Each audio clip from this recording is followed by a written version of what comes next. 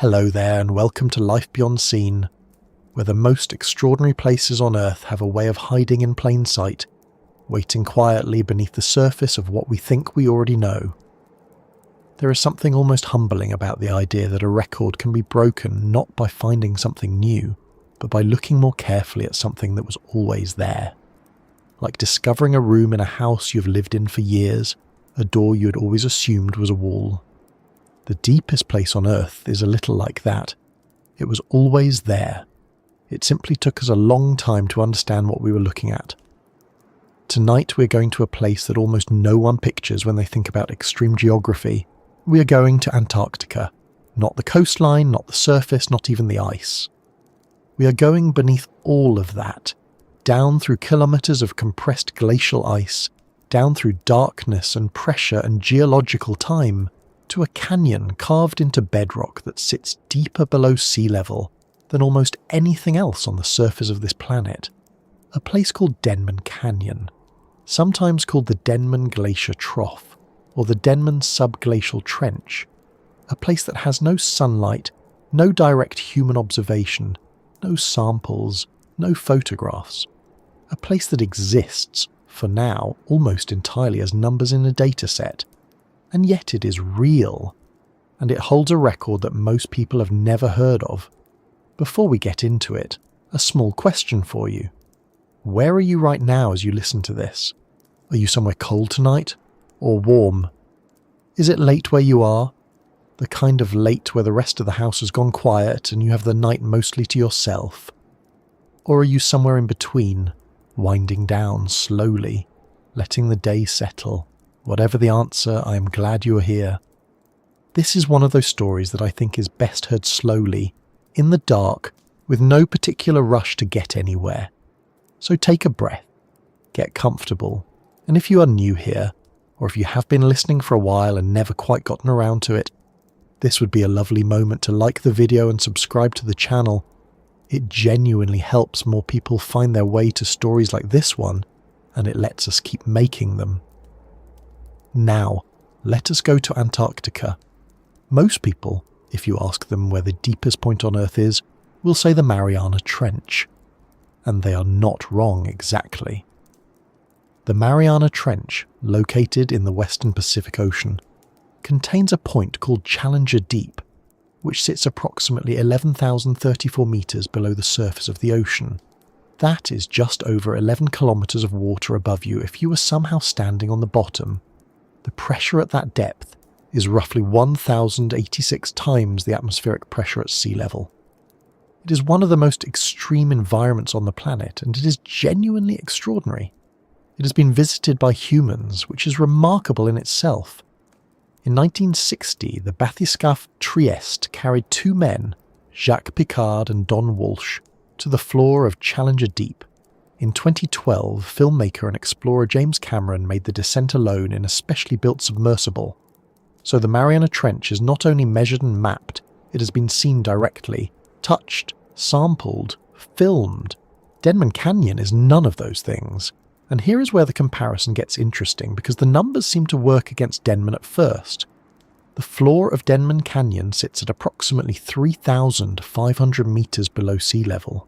That is not even close to 11,034 meters. So how can anyone claim it is the deepest place on Earth? The answer has to do with what we mean by deepest, and where the floor actually is relative to the surrounding land. The Mariana Trench is a depression in the ocean floor. It is deep relative to the ocean surface, yes, but the ocean floor around it is itself already far below sea level. The trench is a feature within an already submerged landscape. Denman Canyon, on the other hand, is carved into the bedrock of a continent. The land around it, the actual solid ground of East Antarctica, sits at or above sea level in many places. The canyon cuts down from there to 3,500 meters below sea level. That makes it the deepest known point on any continental landmass on Earth, the lowest continental bedrock elevation ever measured. To put it another way, if you could somehow remove all the ice from Antarctica, Denman Canyon would be a trench, cutting down into the exposed rock of the continent, open to the sky. deeper than any valley or canyon on any other continent by a significant margin. The Grand Canyon, for comparison, reaches depths of about 1,800 meters below its rim. The deepest lake on Earth, Lake Baikal in Siberia, has a floor that sits about 1,186 meters below sea level. Denman is nearly 3 times deeper than that, measured from sea level. On land, among solid rock, beneath a continent, there is nothing else like it that we have found. The reason most people have never heard of it is straightforward. You cannot see it. You cannot visit it. It is buried beneath the East Antarctic ice sheet under ice, that is, in places above the canyon, more than 4.5 kilometers thick. 4.5 kilometers. The canyon itself is roughly 100 kilometers long and about 20 kilometers wide. It is a massive geological feature, and it is completely invisible from the surface. There is no dramatic aerial photograph of Denman Canyon. There is no landscape shot, no visual drama. There is only the ice above, flat and white and enormous, and the data that tells us what lies beneath. That data, as we will get into shortly, is itself a relatively recent thing. For most of the history of Antarctic exploration, this canyon was unknown. The ice hid it completely. It was only through the development of airborne radar sounding technology, and eventually through a sophisticated mapping project published in 2019, that the full depth of the canyon became clear. And when it did, the scientific community had to quietly update the record books. The deepest known point on continental Earth was not in the Himalayas, not in the ocean trenches, not in any of the places that feature in geography textbooks. It was under Antarctica, in a region called Wilkes Land, beneath a glacier most people have never heard of. There is something quietly remarkable about that. Not alarming, not dramatic in the way that discovery stories sometimes get told, just genuinely surprising. A reminder that the planet is larger and stranger and more layered than even our best maps have fully captured. We have been mapping Earth for centuries, and as recently as 2019 we were still finding out things this fundamental about the shape of the ground beneath our feet, or in this case, beneath several kilometers of ice. It is also worth saying, before we go any further, that Denman Canyon is not just a geographical curiosity. It matters, in a practical and somewhat urgent way, because of what sits above it. Denman Glacier, the massive river of ice that flows over and through this canyon, is one of the most closely watched glaciers in East Antarctica right now. Not because it is the most famous, but because of what the canyon shape means for the glacier's stability. The geometry of the canyon, the way the bedrock slopes downward as you move inland, creates a situation that glaciologists describe as particularly vulnerable to a specific kind of collapse. The details of that are something we will spend considerable time on tonight, but for now, just hold the image. A canyon deeper than anything else on the continental Earth, hidden under kilometers of ice, carved into the bedrock of the coldest and most remote continent on the planet. Sitting there in the dark, in the cold, under pressure that is almost difficult to imagine, with a river of ice grinding slowly through it, and warm ocean water beginning to creep in from below. It has been there for millions of years, long before there were humans to wonder about it, long before there were instruments to detect it, long before anyone thought to ask what the deepest point on a continent might be, or whether the answer might be somewhere so inaccessible that finding it required not a ship, or a submersible, or a climbing expedition, but a radar system mounted in an airplane flying across a featureless white plain, sending pulses of radio waves down through the ice and waiting for the echo to come back from the rock below. That is how Denman Canyon was finally understood. Not discovered in the traditional sense, more like resolved. Like a photograph coming slowly into focus after years of blurriness, and the picture it revealed, when it finally came clear, turned out to be stranger and more significant than anyone had quite anticipated. Before we get into the specifics of where Denman Glacier sits and what the canyon looks like in physical terms, I want to stay here for just a moment longer with the idea of hiddenness. because I think it is genuinely worth sitting with. We live in an era when it's easy to feel like the world has been fully mapped and catalogued, when satellite imagery can show you the roof of your childhood home, when ocean floors have been charted and mountain ranges measured to the centimetre. And yet here is a canyon on our own planet, on a continent that has been the subject of scientific study for over a century, that we did not fully understand until 6 years ago. The deepest continental point on Earth, and we only recently knew where it was. There is something in that worth noticing, not as a cause for alarm, but as a quiet reminder that knowing the shape of the world is harder than it looks. That ice, in particular, is a remarkable concealer. It smooths everything. It makes the surface uniform and featureless even while hiding beneath it. Some of the most dramatic geology on the planet. Antarctica is full of this. Beneath the ice sheet there are mountain ranges, ancient river valleys, vast lakes of liquid water that have been sealed from the atmosphere for millions of years. And now, as of 2019, the deepest known canyon on any continent. All of it invisible from above, all of it accessible only through instruments, models, and careful inference. Denman Canyon is the most extreme example of that hidden world, and understanding it, really understanding it, means going through layers.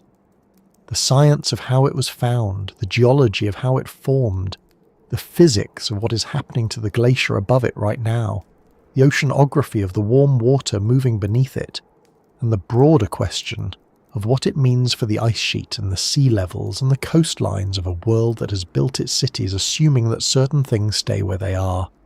We will go through all of those layers tonight, slowly. There is no rush. But let us start at the beginning, with the place itself. East Antarctica, Wilkes Land, and the glacier that sits above one of the most remarkable pieces of hidden geography on Earth. Wilkes Land is not a name that comes up often outside of Antarctic science. It sits in East Antarctica, facing the Southern Ocean on the side of the continent that points roughly toward Australia. The region was named after Charles Wilkes, an American naval officer who led an expedition to Antarctic waters in 1838 and 1839, one of the early attempts to chart what anyone at the time could barely prove was a continent at all. Wilkes saw coastline from a distance. He mapped what he could. He had no idea what was underneath the ice. Nobody did for a very long time. Today, Wilkes Land is recognised as one of the most geologically interesting parts of Antarctica, though interesting here means interesting to people who spend their careers thinking about ice dynamics and bedrock topography, which is not a large group. It is a region of deep subglacial basins, of ancient geology that has been buried under ice for tens of millions of years, and of glaciers that drain enormous portions of the East Antarctic ice sheet down toward the coast. Among those glaciers, Denman is one of the largest, and as it turns out, one of the most consequential. Denman Glacier flows roughly northward, from the interior of East Antarctica toward the Shackleton ice shelf, and then into the Southern Ocean. The glacier itself, measured at the surface, is approximately 20 kilometers wide. That is a significant width for a glacier. To put it in some kind of perspective, that is roughly the width of a moderately sized city, end to end. The ice surface is not flat or featureless in the way that the interior ice sheet tends to be. It moves, it cracks, it has a texture shaped by the forces working on it from above and below. But from the air, flying over it, what you would mostly see is white. Just white, in every direction, with the faint suggestion of flow lines running toward the coast. Below that white surface, the story becomes considerably more interesting. The canyon beneath Denman Glacier is carved into bedrock. That distinction matters, and it is worth being clear about it. When we talk about the Mariana Trench being the deepest point in the ocean, we are describing a place where the ocean floor itself has been pulled down by tectonic forces, a subduction zone where one plate of oceanic crust dives beneath another. The depth there is measured from the sea surface down through water to the rock below. Denman Canyon is different in almost every respect. It is a canyon in continental bedrock, a trench carved into the solid rock of the Antarctic continent, and what fills it is not ocean water but ice, kilometers of it. The canyon runs for approximately 100 kilometers in length. Its width at the floor is roughly 20 kilometers, similar to the width of the glacier above it. And the floor of that canyon sits at approximately 3,500 meters below sea level. Not below the ice surface, below sea level. The bedrock at the bottom of Denman Canyon is 3.5 kilometers lower than the surface of the ocean, even though it is sitting in the interior of a continent, buried under ice. That is the number that recalibrated the record books in 2019. 3,500 meters below sea level on continental bedrock under ice, the deepest known land point on Earth. To understand what that means physically, it helps to think about the ice above. The ice sheet over Denman Canyon is not thin. In places, the ice above the deepest part of the canyon is more than 4,500 meters thick. That is nearly 4.5 kilometers of ice stacked above a canyon floor that is already 3.5 kilometers below sea level. The top of that ice column, the surface you would walk on if you somehow got there, sits at roughly 1,000 meters above sea level. So from the ice surface down to the bedrock floor of the canyon is a vertical distance of around 8 kilometers in total.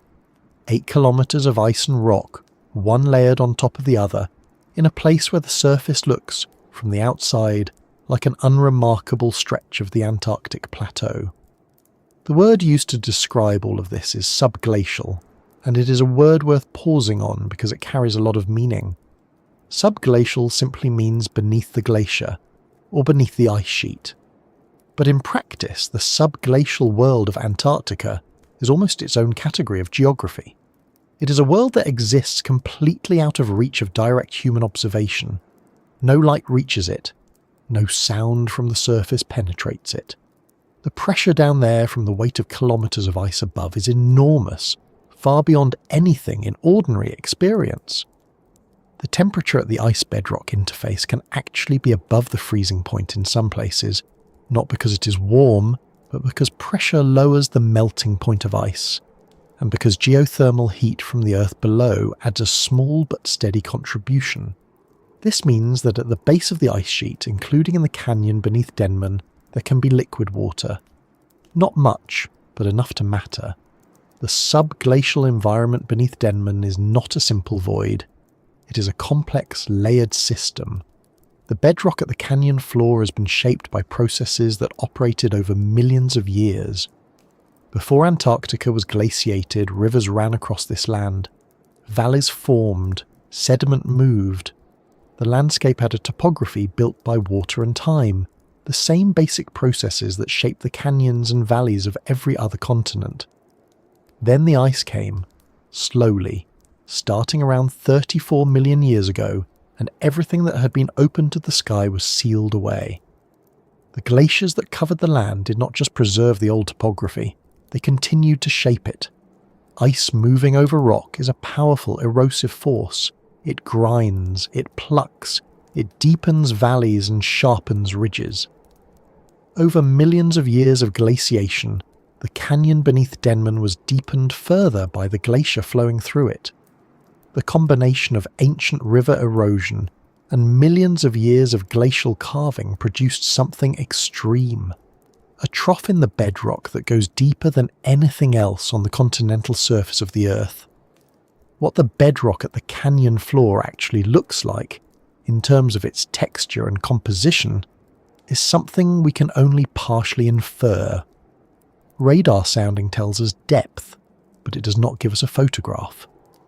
Based on what is known about the broader geology of the Wilkes Land region, the bedrock is likely ancient Precambrian rock, some of the oldest on the continent, fractured and worn by the long passage of ice above it.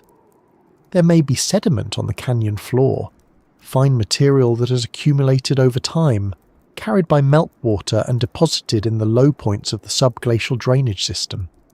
There may be pockets of liquid water, small subglacial lakes or saturated sediment layers sitting in the deepest parts of the depression. The broader Wilkes Land region is known to have subglacial lakes scattered across it, places where the conditions at the base of the ice sheet allow liquid water to persist. Whether a significant body of water sits in Denman Canyon specifically is not yet clearly established, but the conditions there would not rule it out. The geometry of the canyon is also unusual in a way that matters beyond the record-breaking depth. Denman's Canyon is what glaciologists call a retrograde slope basin. This is a technical term, but the concept is straightforward. As you move from the coast inland, the floor of the canyon does not gradually rise as you might expect from a river valley. Instead, it slopes downward. The bedrock gets deeper as you go further from the ocean. This means that the base of the glacier, where it sits in contact with the bedrock, and with the ocean water that infiltrates from below, gets progressively deeper as the glacier retreats inland. That geometry creates a specific kind of instability that glaciologists have been thinking carefully about for decades, and it is one of the main reasons Denman receives the scientific attention it does. But that part of the story belongs a little later. For now, just hold the shape of it in mind. A canyon that goes deeper the further inland you go, with a glacier sitting above it and ocean water pressing in from the front. The ice above the canyon is not static. Denman Glacier is moving, as all glaciers do, flowing slowly from the interior toward the coast under the influence of gravity. The speed of that movement varies across the glacier and over time, but the general motion is continuous. Ice that formed from snowfall far inland, perhaps thousands of years ago, is slowly making its way toward the coast, passing over and through the canyon, and eventually reaching the ocean where it either calves as icebergs or melts into the water. The glacier is, in a sense, a conveyor, moving ice from the interior of the continent to the sea.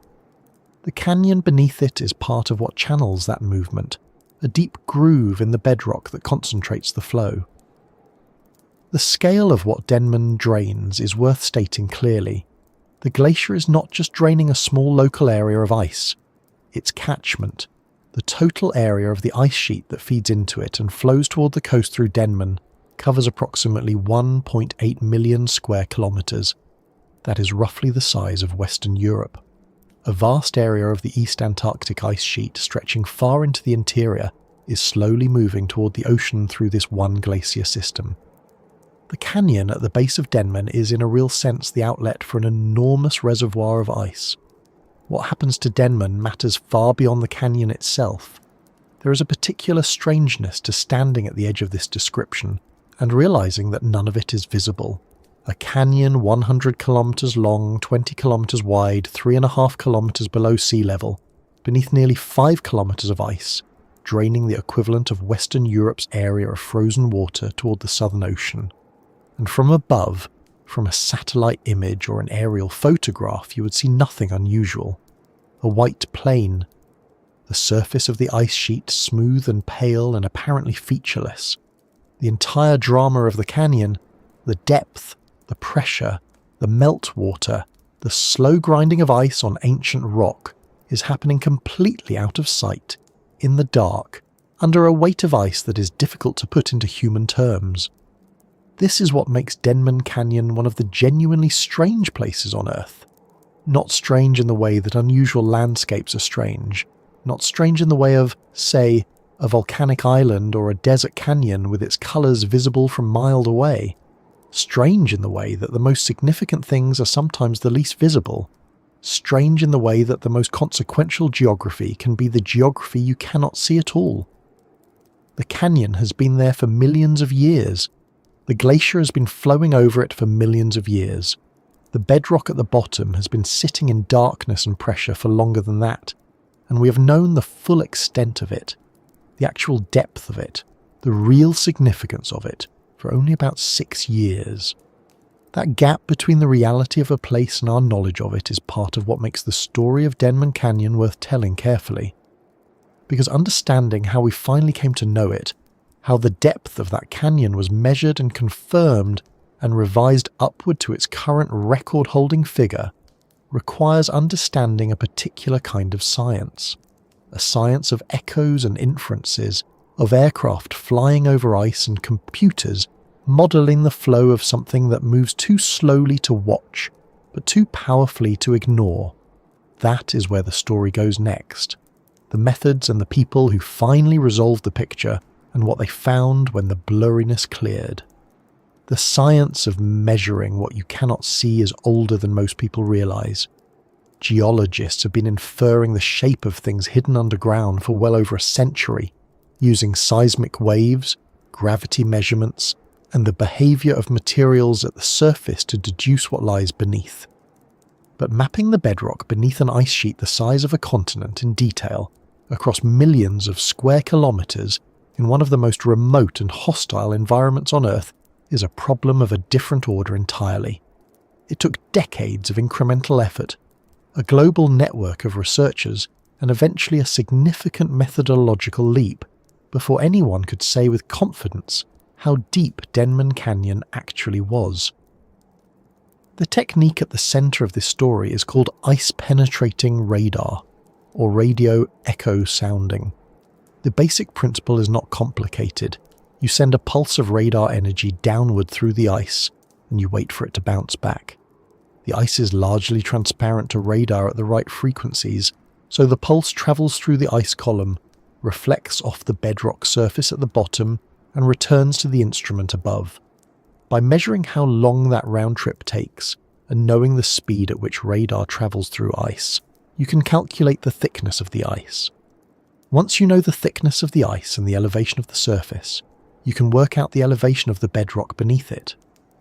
Do this along a flight path, and you get a profile of the bedrock surface below. Do it across many flight paths, and you begin to build a map. In practice, of course, it is more difficult than that.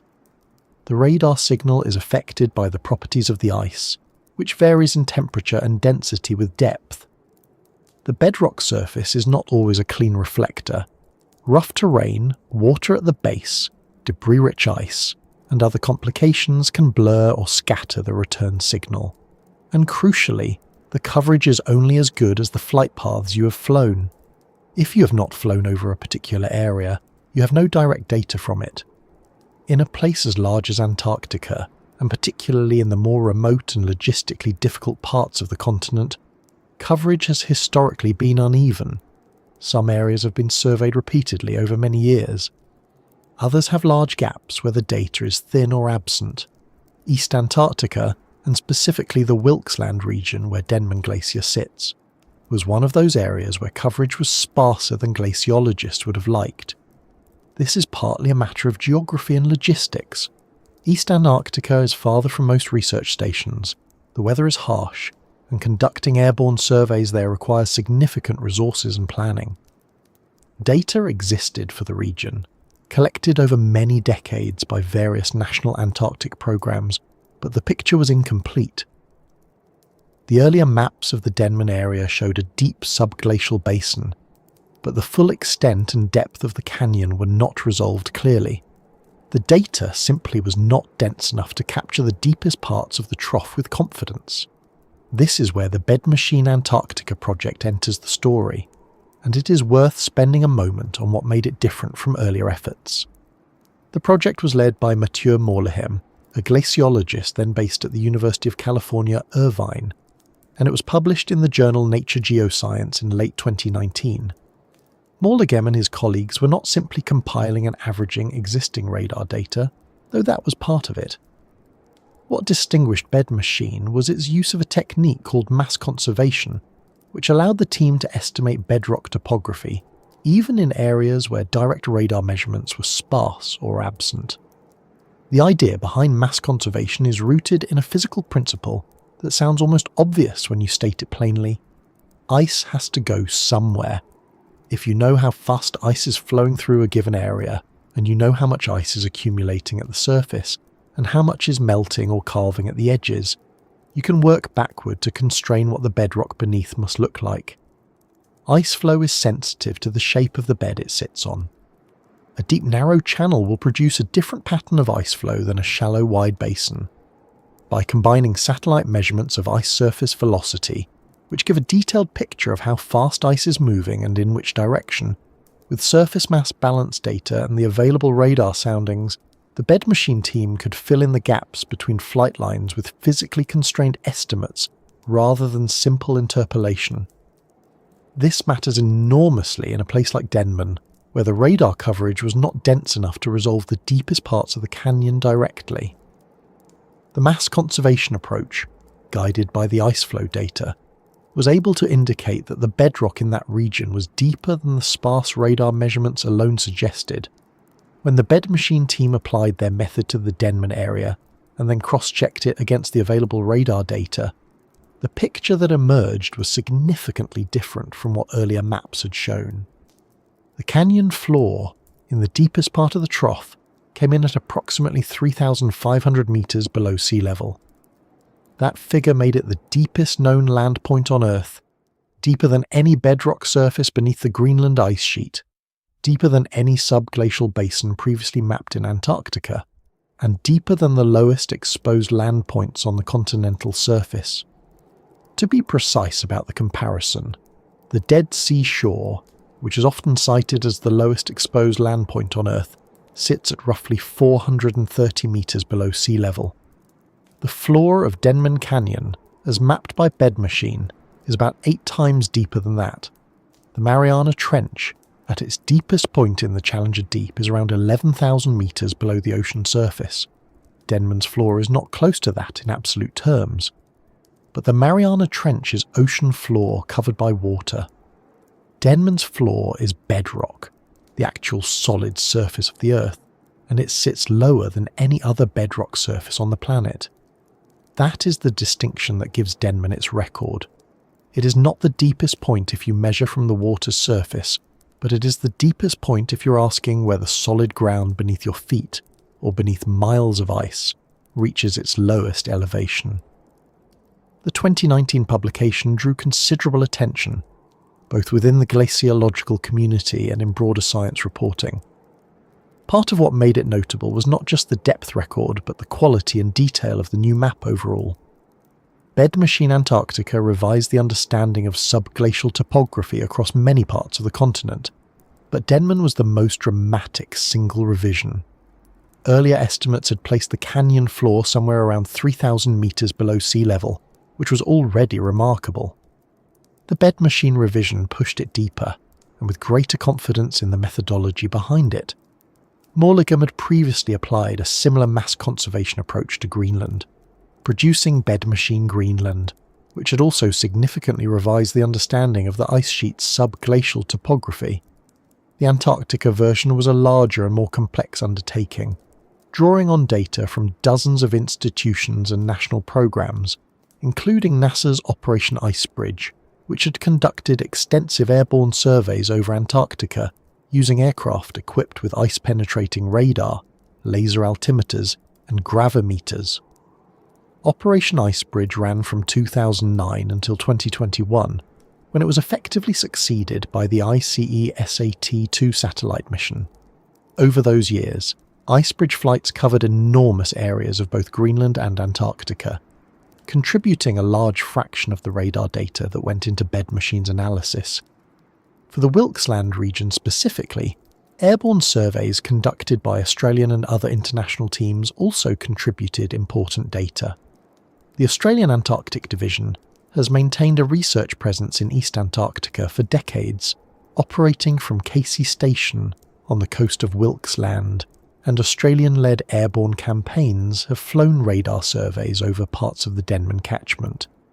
Some of these surveys were conducted in collaboration with other national programs, reflecting the international nature of Antarctic science, where the logistical demands of working on the continent generally require cooperation across countries and institutions.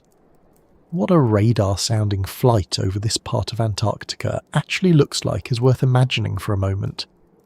The aircraft, typically a modified Twin Otter or a larger platform like a DC-3 or Basler, flies at relatively low altitude over the ice surface, often just a few hundred meters up.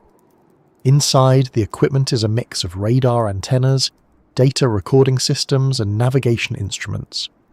The radar pulses go out and come back many times per second as the aircraft moves forward, building up a continuous profile of the ice thickness and bedrock depth along the flight track.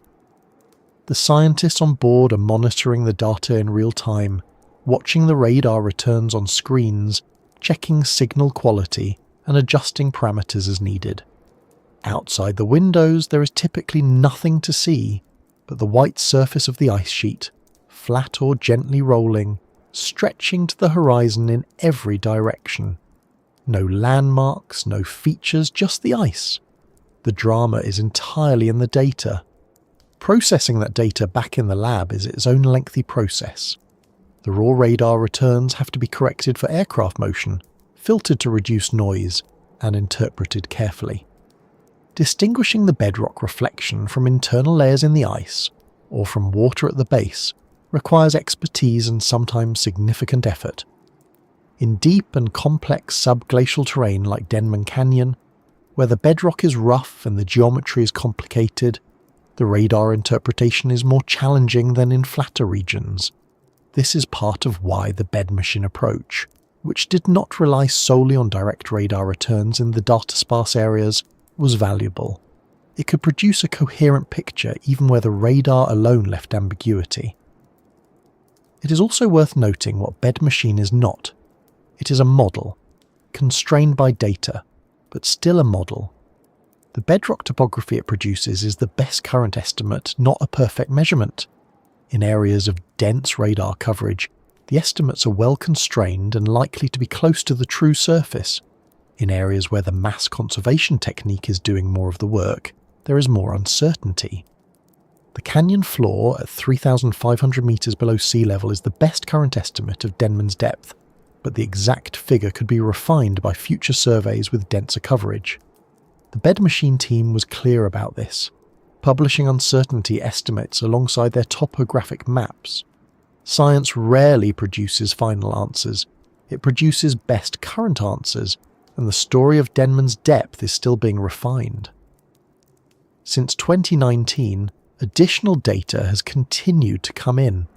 Satellite missions, new airborne surveys, and ongoing analysis have all contributed to a gradually improving picture of the Denman region. The broad finding of bed machine, that Denman Canyon is the deepest known land point on Earth, has held up. But the details of the subglacial topography, the precise shape of the canyon walls, the distribution of water at the base, the nature of the sediments on the floor, all of these remain areas of active research and ongoing uncertainty. The map is better than it was in 2018, but it is not finished. There is something quietly striking about this.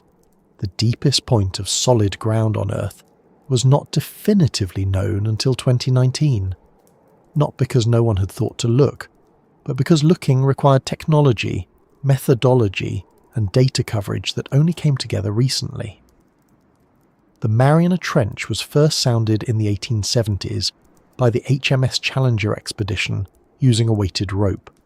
Its depth has been refined many times since, but the basic fact of its extreme depth has been known for over 150 years. Denman Canyon, by contrast, sat beneath its ice in unconfirmed depth for all of recorded history and only revealed its full extent to human knowledge within the last decade. That asymmetry between what exists and what we know about it is part of the texture of this story. And it leads naturally into the next question, which is not just how deep the canyon is, but how it came to be that deep. Because the depth of Denman is not arbitrary. It is the product of a specific geological history, one that stretches back tens of millions of years, long before Antarctica was the frozen continent we know today, back to a time when the land beneath the ice looked and felt like something almost unrecognizable compared to the white silence that covers it now. To understand why Denman Canyon is as deep as it is, you have to go back much further than the ice, much further than the cold. You have to go back to a time when Antarctica was not Antarctica in any sense that we would recognize, when the continent sat in a different relationship to the rest of the world, when its surface was covered not in glaciers but in forests, and when rivers ran across the land and carved their way through rock, the way rivers do everywhere else on Earth. That history is not a footnote to the story of Denman. It is the beginning of it. Somewhere around 34 million years ago, near the boundary between the Eocene and the Oligocene epochs, Antarctica began to freeze.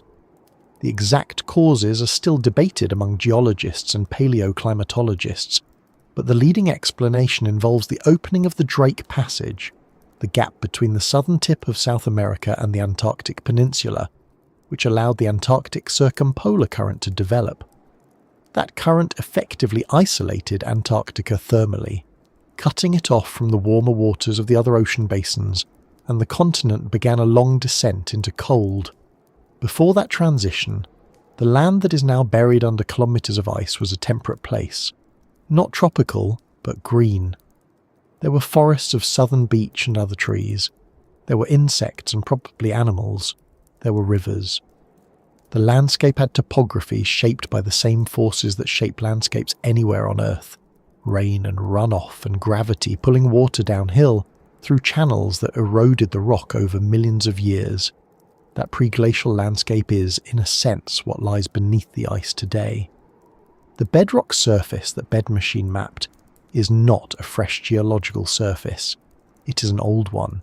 It has been modified enormously by glaciation, but its fundamental shape was partly set by what happened before the ice arrived. The deep valleys, the basin structures, the general lay of the land beneath the East Antarctic ice sheet, all of this has roots in the preglacial geography of the continent, and the Wilkes Land region, where Denman Canyon sits, has a bedrock topography that is particularly dramatic, with deep subglacial basins that extend well below sea level and that have no obvious equivalent in other parts of the continent. Part of the reason for this may be tectonic. The East Antarctic craton, the ancient core of the continent, is one of the oldest and most stable pieces of crust on Earth, but it is not perfectly uniform. Different regions have different histories of uplift, subsidence, rifting and deformation. The Wilkes Land region has experienced tectonic processes that left the bedrock lower in some areas than in others, creating the conditions for deep basins to develop. There is also a hypothesis, which is genuinely intriguing but should be clearly labelled as contested, that the Wilkes Land region was the site of a massive meteorite impact sometime in the past few 100 million years. This idea is based on satellite measurements of gravity anomalies in the region, which some researchers have interpreted as evidence of a large circular impact structure buried beneath the ice. If such an impact occurred, it could have created a large depression in the bedrock that subsequently influenced the drainage patterns of the preglacial landscape and the later development of subglacial basins. However, this hypothesis is not accepted by all researchers, and the evidence is indirect. The gravity anomaly could have other explanations. It is worth mentioning because it is part of the scientific conversation about why Wilkes Land has such unusual subglacial topography, but it should be held lightly. The canyon's depth does not depend on the impact hypothesis being correct. There are enough other mechanisms to account for it. The more firmly established part of the story is the glacial carving itself. Once the ice arrived, roughly 34 million years ago, it began doing what glaciers do to bedrock, which is erode it, slowly but with enormous effectiveness. Glacial erosion works through two main processes. The first is abrasion, where rock fragments embedded in the base of the glacier act like sandpaper, grinding down the bedrock surface as the ice moves over it.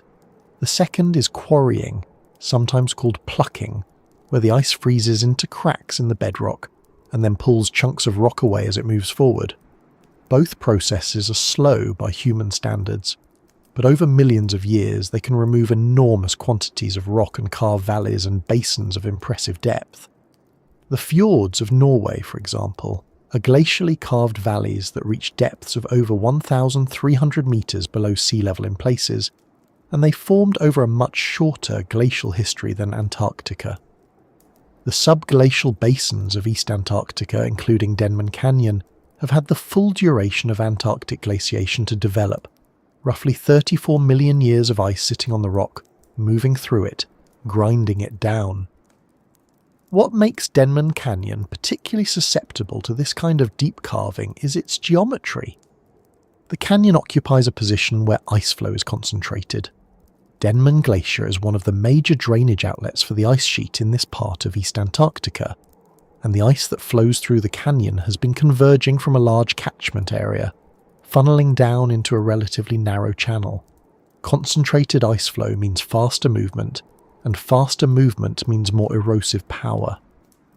The canyon has been, in a sense, a preferred pathway for ice drainage for millions of years, and that sustained concentrated flow has carved it progressively deeper.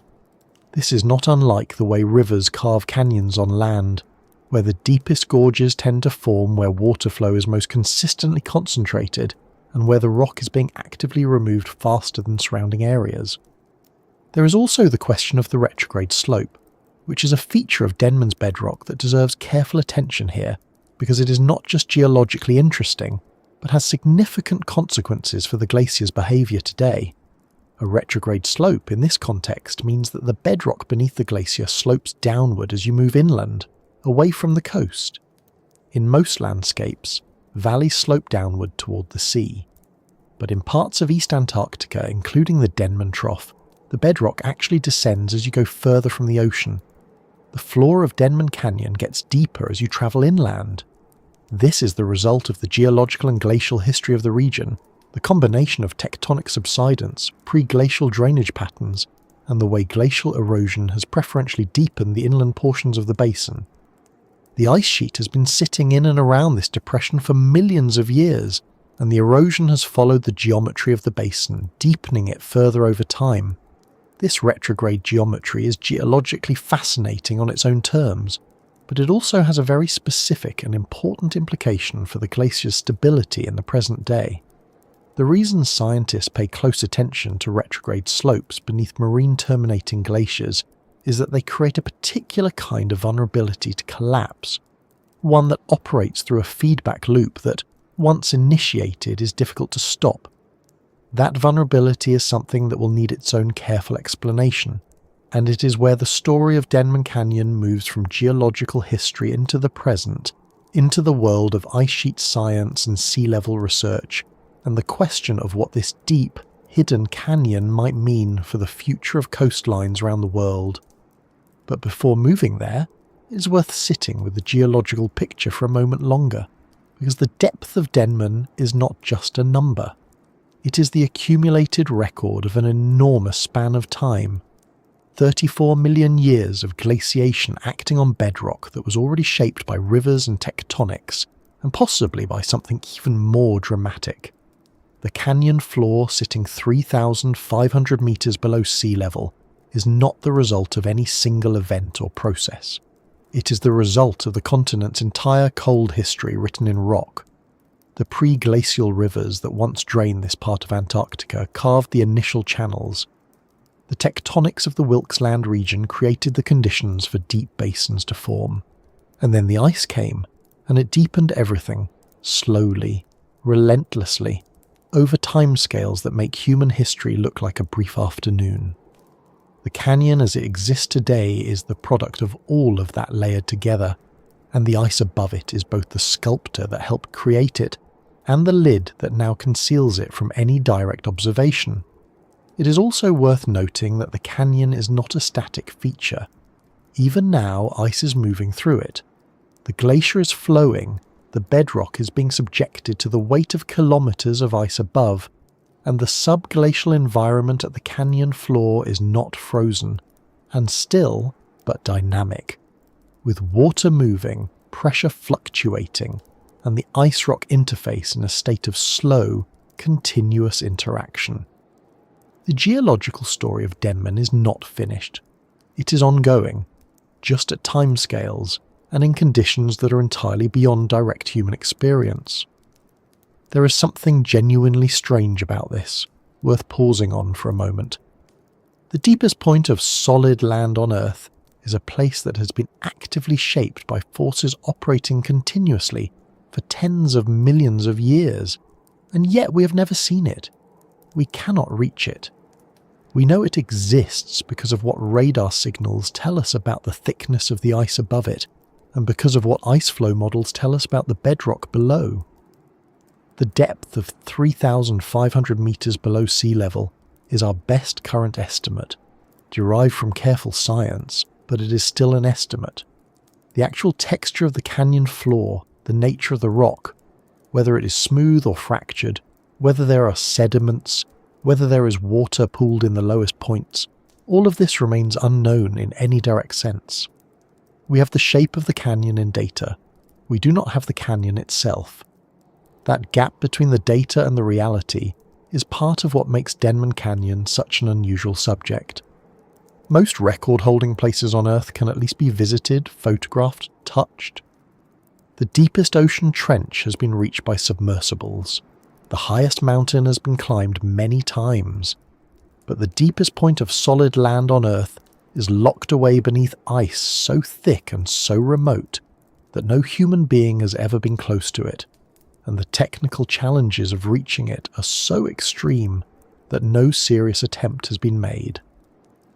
The geological history of the canyon is reconstructed from indirect evidence, from radar and gravity data and ice flow models and the broader science of Antarctic geology.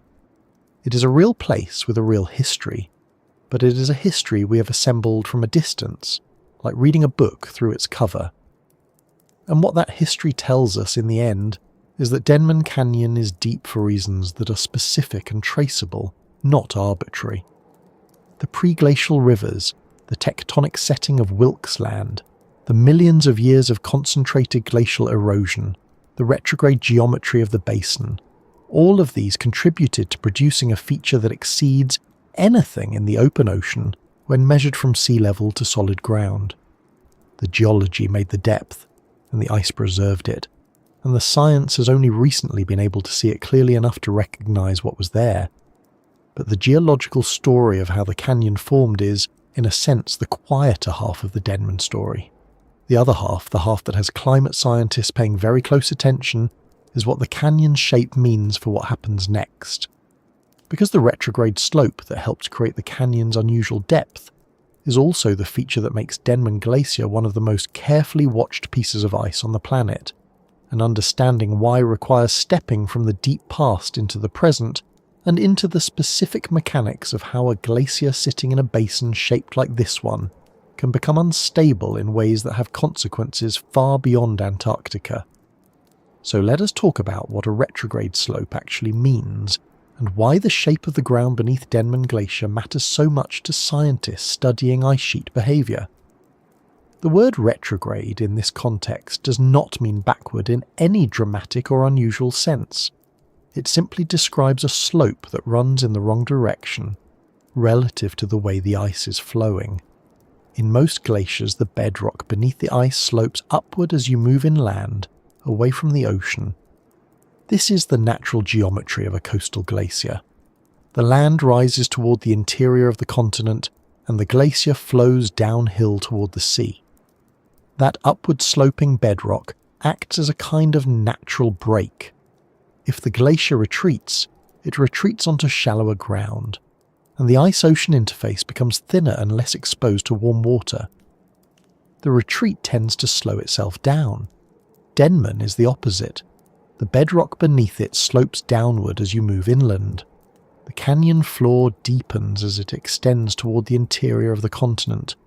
So when the glacier retreats, it does not retreat onto shallower ground. It retreats onto deeper ground. And that single geometric fact changes everything about how the glacier responds to warming. To understand why, it helps to think about what happens at the grounding line. The grounding line is the point where a glacier transitions from resting on bedrock to floating on the ocean. It is the boundary between grounded ice and floating ice, and it is one of the most important and sensitive boundaries in glaciology.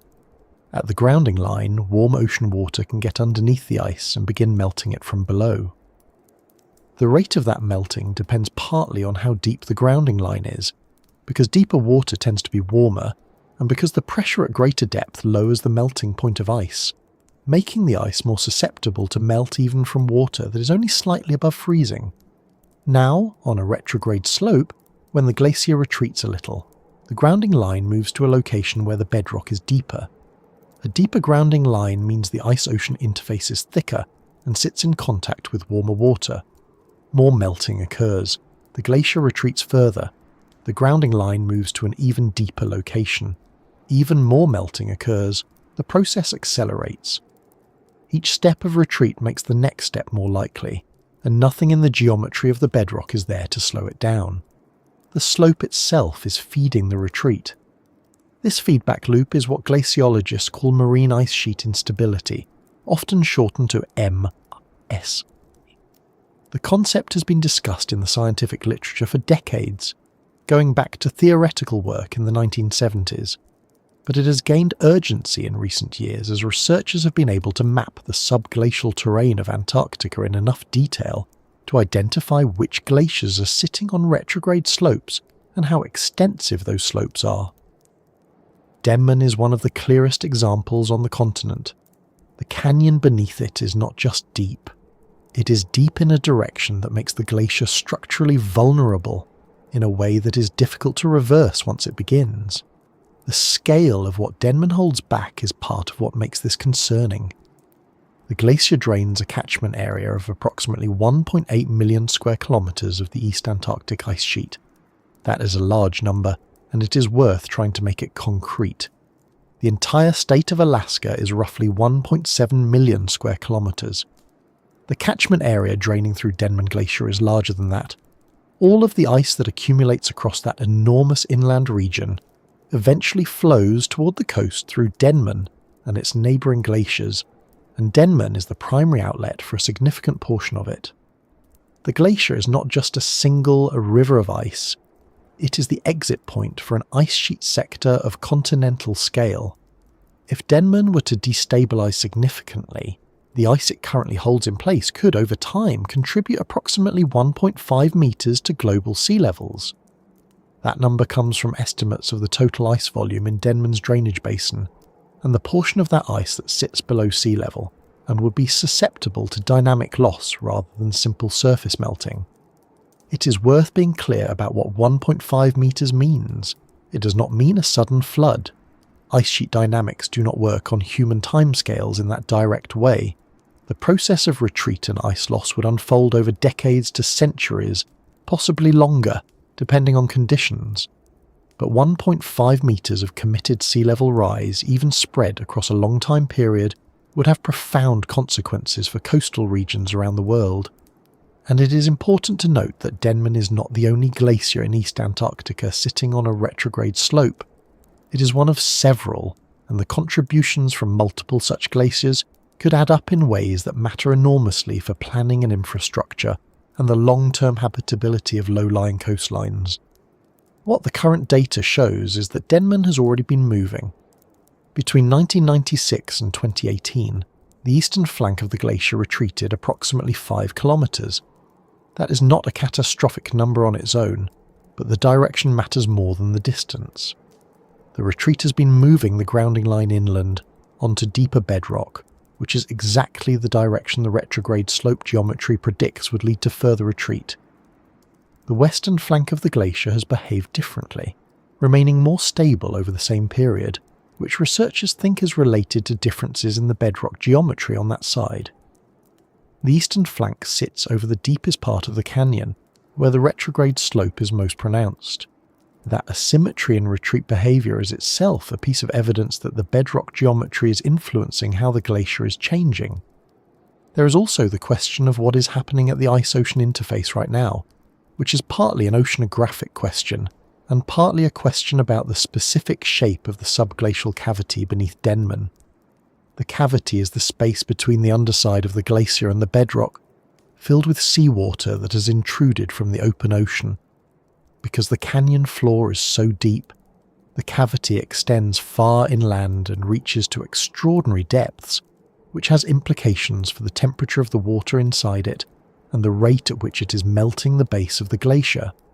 That part of the story involves a water mass called circumpolar deep water, and it is where the physics of the ocean and the physics of the ice sheet intersect in ways that researchers are still working to fully understand. But the retrograde slope is the foundation of the concern. Without it, warm ocean water intruding beneath the glacier would still cause melting, but the geometry of the bedrock would tend to limit how far the retreat could go. With the retrograde slope, there is no natural geometric break. The feedback loop has no obvious stopping point within the canyon system itself. Scientists describe this as a potential tipping point, meaning a threshold beyond which the retreat becomes self-sustaining and cannot be reversed by any reduction in the external forcing, even if ocean temperatures were to cool somewhat. Whether Denman has reached that threshold, or how close it might be to it, is one of the central questions in current Antarctic research, and the honest answer is that it is not yet known with confidence. What is known is that the conditions for instability are present. The retrograde slope is real and well documented by the bed machine data. The retreat of the eastern flank is observed. The warm water intrusion is occurring. The basal melt rates beneath Denman are among the highest measured for any glacier in East Antarctica. None of these individual facts is alarming in isolation, but together they describe a system that is under stress in a way that its geometry makes particularly difficult to recover from. There is something worth sitting with in that description. The vulnerability of Denman Glacier is not primarily a story about pollution or carbon emissions in a direct mechanical sense. It is a story about geometry. The shape of the ground beneath the glacier, formed over tens of millions of years by rivers and tectonics and glacial erosion, happens to be the shape that makes the glacier most susceptible to the kind of warming that is now occurring in the Southern Ocean. The retrograde slope was there long before human beings existed. The canyon was carved by processes that had nothing to do with the modern world. But the consequences of that ancient geometry are being played out right now, because the ocean around Antarctica is warming, and the glacier sitting above that particular shape of bedrock is responding to that warming in a way that its geometry amplifies rather than dampens. It is also worth saying that the science here is genuinely difficult, and researchers are careful about how they characterize the risk. Ice sheet models have improved enormously over the past 2 decades, but they still struggle to capture all of the relevant processes at the resolution needed to make precise predictions about a specific glacier like Denman. The subglacial hydrology, the detailed geometry of the ice-ocean interface, the behaviour of the grounding line under varying ocean conditions, all of these involve processes that are hard to model accurately, partly because the data needed to constrain the models is hard to collect in such a remote and inaccessible place. The estimates of sea level contribution from Denman carry real uncertainty. The timescales of potential retreat are genuinely unclear. Scientists who study this glacier are not in the business of making alarming predictions without evidence, and the more responsible literature is careful to present ranges and uncertainties rather than single confident numbers.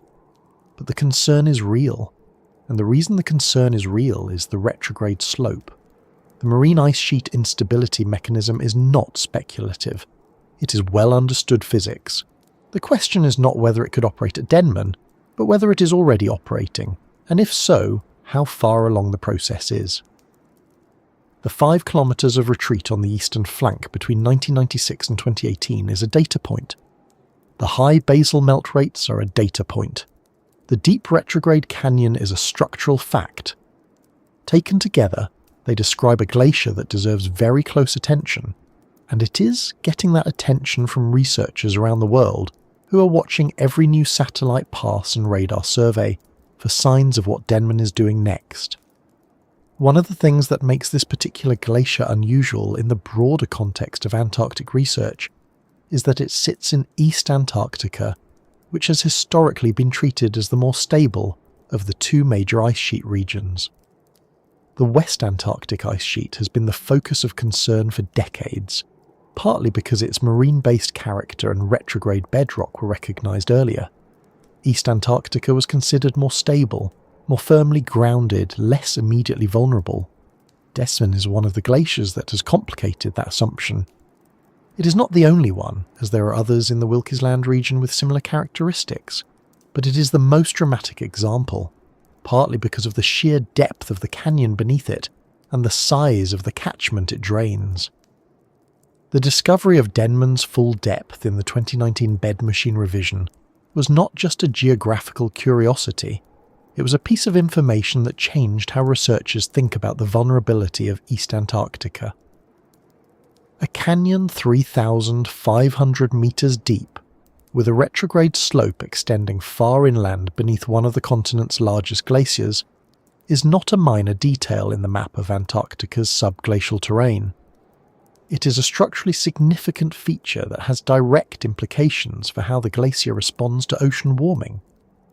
Knowing its depth and knowing the geometry of the slope allows scientists to build better models and to understand what kinds of conditions might trigger significant retreat. The retrograde slope problem, in other words, is the reason that Denman Canyon is more than an interesting geographical record. The deepest point of land on Earth is not just a curiosity to be noted and filed away. It is the floor of a basin whose shape makes the glacier above it one of the most closely watched and scientifically consequential pieces of ice on the planet. The depth and the vulnerability are connected. The same geological history that produced the canyon also produce the conditions that make the glacier sitting above it sensitive to changes in ocean temperature in a way that is both scientifically fascinating and genuinely important. And this brings us to the question of what exactly is driving the melting at the base of Denman right now, because the retrograde slope explains why the glacier is vulnerable, but it does not by itself explain what is currently happening to the ice. For that, you have to look at the ocean, and specifically at the water that is making its way into the subglacial cavity beneath the glacier, carrying heat from depths that were not always accessible to this part of the Antarctic coast. That is where the story moves next, into the oceanography of the Southern Ocean and the specific water mass that is responsible for the basal melting currently being observed beneath Denman. The Southern Ocean is one of the most powerful and least understood ocean systems on the planet. It circles Antarctica continuously, driven by winds that have no landmass to interrupt them, carrying enormous volumes of water around the continent in a pattern that influences ocean circulation across the entire globe. And within that vast, cold, churning system, there is a particular water mass that sits at depth, warmer than the surface waters above it, warmer than the ice shelves and glacier fronts it occasionally contacts, and in recent decades it has been moving in ways that matter very much to glaciers like Denman. This water mass is called circumpolar deep water, and the name is fairly descriptive. It circulates around Antarctica at depth, typically somewhere between 200 and 1,000 meters below the surface, and it is warmer than you might expect for water that close to the Antarctic continent. Not warm in any ordinary sense. We are talking about temperatures between roughly 1 and 2 degrees Celsius above the freezing point of seawater, which is around minus 1.9 degrees Celsius for water at that salinity. So the actual temperature of circumpolar deep water in the areas relevant to Denman is something like minus 1 degree or perhaps slightly above zero in some locations. On a human scale, that is still extremely cold. You would not want to swim in it. But on an ice scale, water that is 1 to 2 degrees above the freezing point of ice is carrying a meaningful amount of heat, and when that water comes into contact with the underside of a glacier, the effect is significant. The way circumpolar deep water reaches the base of glaciers like Denman is not simple, and it is one of the things researchers have been trying to understand more precisely over the past decade or so. In many parts of Antarctica, circumpolar deep water sits offshore at depth and does not easily make it onto the continental shelf, because the shelf is shallow enough that the water mass cannot simply flow over the edge and onto it. There are various mechanisms that can push it onto the shelf, including wind-driven circulation changes, eddy dynamics, and variations in the shape of the seafloor, but in general the continental shelf acts as a partial barrier. In some regions of West Antarctica, particularly around Pine Island and Thwaites glaciers, circumpolar deep water intrusion onto the shelf is well documented and is clearly driving very high rates of basal melting. In East Antarctica, the situation has historically been considered somewhat different, because the continental shelf around much of East Antarctica is shallower, and the geometry tends to keep warm water farther offshore. Denman is one of the places where this picture is more complicated. The subglacial canyon beneath Denman, the same canyon whose floor sits 3,500 meters below sea level, does not stop at the grounding line. It continues seaward, and the bathymetry, meaning the shape of the seafloor, in front of Denman has features that appear to allow circumpolar deep water to move toward the glacier more easily than in some other parts of East Antarctica. The deep trough that exists beneath the glacier extends outward into the ocean in a way that effectively creates a pathway for warm water to travel toward the ice. This is one of the reasons Denman is considered particularly vulnerable compared to some of its East Antarctic neighbours, whose subglacial geometry provides a bit more natural protection from warm water intrusion. Once circumpolar deep water makes it onto the shelf and toward the glacier front, it can enter the subglacial cavity, which is the space between the underside of the glacier and the bedrock below. This cavity exists because the ice is floating or near floating at the grounding line, and the pressure of the ice above creates a space through which water can circulate. The geometry of Denman's cavity, shaped by the deep canyon beneath it, means that warm water can penetrate quite far inland beneath the glacier. The depth of the canyon is actually relevant here in a direct mechanical sense. Because the cavity floor descends so steeply inland, following the retrograde slope, warm water that enters at the grounding line can flow along the bottom of the cavity and reach ice that is far from the ocean. The deeper the cavity, the more ice surface is exposed to the warm water, and the more heat can be transferred from the water to the ice. The rate at which ice melts from below when exposed to water that is even slightly above freezing is surprisingly high. Basal melt rates, meaning the rate at which ice is melted from the underside of a glacier by ocean water, are measured in meters per year in some of the most active Antarctic glaciers. For Denman specifically, estimates of basal melt rates have placed it among the highest in East Antarctica. Some studies have suggested melt rates in parts of the Denman cavity in the range of tens of meters per year in certain locations, though these estimates carry uncertainty because measuring what is happening beneath kilometers of ice and inside a subglacial cavity is genuinely difficult. The numbers come from a combination of satellite observations of ice surface elevation changes, ice flow models, and in some cases indirect oceanographic measurements, rather than from direct observation of the melt process itself. What makes the basal melt story at Denman particularly interesting is the interaction between the melt process and the geometry of the cavity. When ice melts from below, the meltwater is fresher and slightly less dense than the surrounding seawater. This meltwater tends to rise along the underside of the glacier, creating a circulation pattern within the cavity. As it rises, it entrains some of the surrounding water, which draws more circumpolar deep water in from outside the cavity, to replace what has been mixed upward. This creates a self-sustaining circulation that continuously brings warm water toward the ice and carries away the cold, fresh meltwater. The efficiency of this circulation depends on the shape of the cavity and the slope of the ice above it. In Denman's case, the steep retrograde slope and the deep geometry of the canyon create conditions that tend to sustain this circulation effectively. The cavity is not a static pool of water. It is a dynamic system with its own internal flows, driven by the temperature and salinity differences created by the melting itself. There is also a seasonal element to the oceanography around Denman, though the details are not fully resolved. The strength and position of the winds over the Southern Ocean vary seasonally, and these winds influence how much circumpolar deep water is pushed onto the continental shelf in any given year. There is some evidence that variability in wind patterns, which are themselves influenced by broader climate dynamics including changes in the ozone hole and shifts in large-scale atmospheric circulation, affects how much warm water reaches glaciers like Denman from year to year. This means the basal melt rate is not constant. It likely fluctuates, with some years delivering more warm water to the glacier base than others. Over the long term, however, the trend in Southern Ocean warming is upward, and the average amount of heat being delivered to the Antarctic continental shelf has been increasing. It is worth pausing on the numbers for a moment, because the temperatures involved can seem almost trivially small when stated plainly. 1 to 2 degrees above freezing. That sounds like almost nothing. If you're standing outside on a winter day and the temperature rises by 1 degree, you probably do not notice.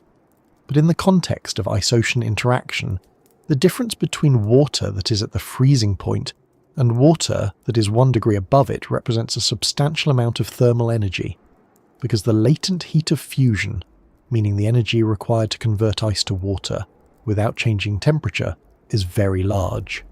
It takes a lot of energy to melt ice. Water that is only slightly above freezing still carries enough heat to accomplish that melting at a significant rate when it is in continuous contact with an ice surface over a large area. The subglacial cavity beneath Denman is large. The ice surface exposed to the water within that cavity is large. Even a modest rate of melting per unit area, multiplied across the full extent of the cavity, adds up to an enormous volume of ice loss per year.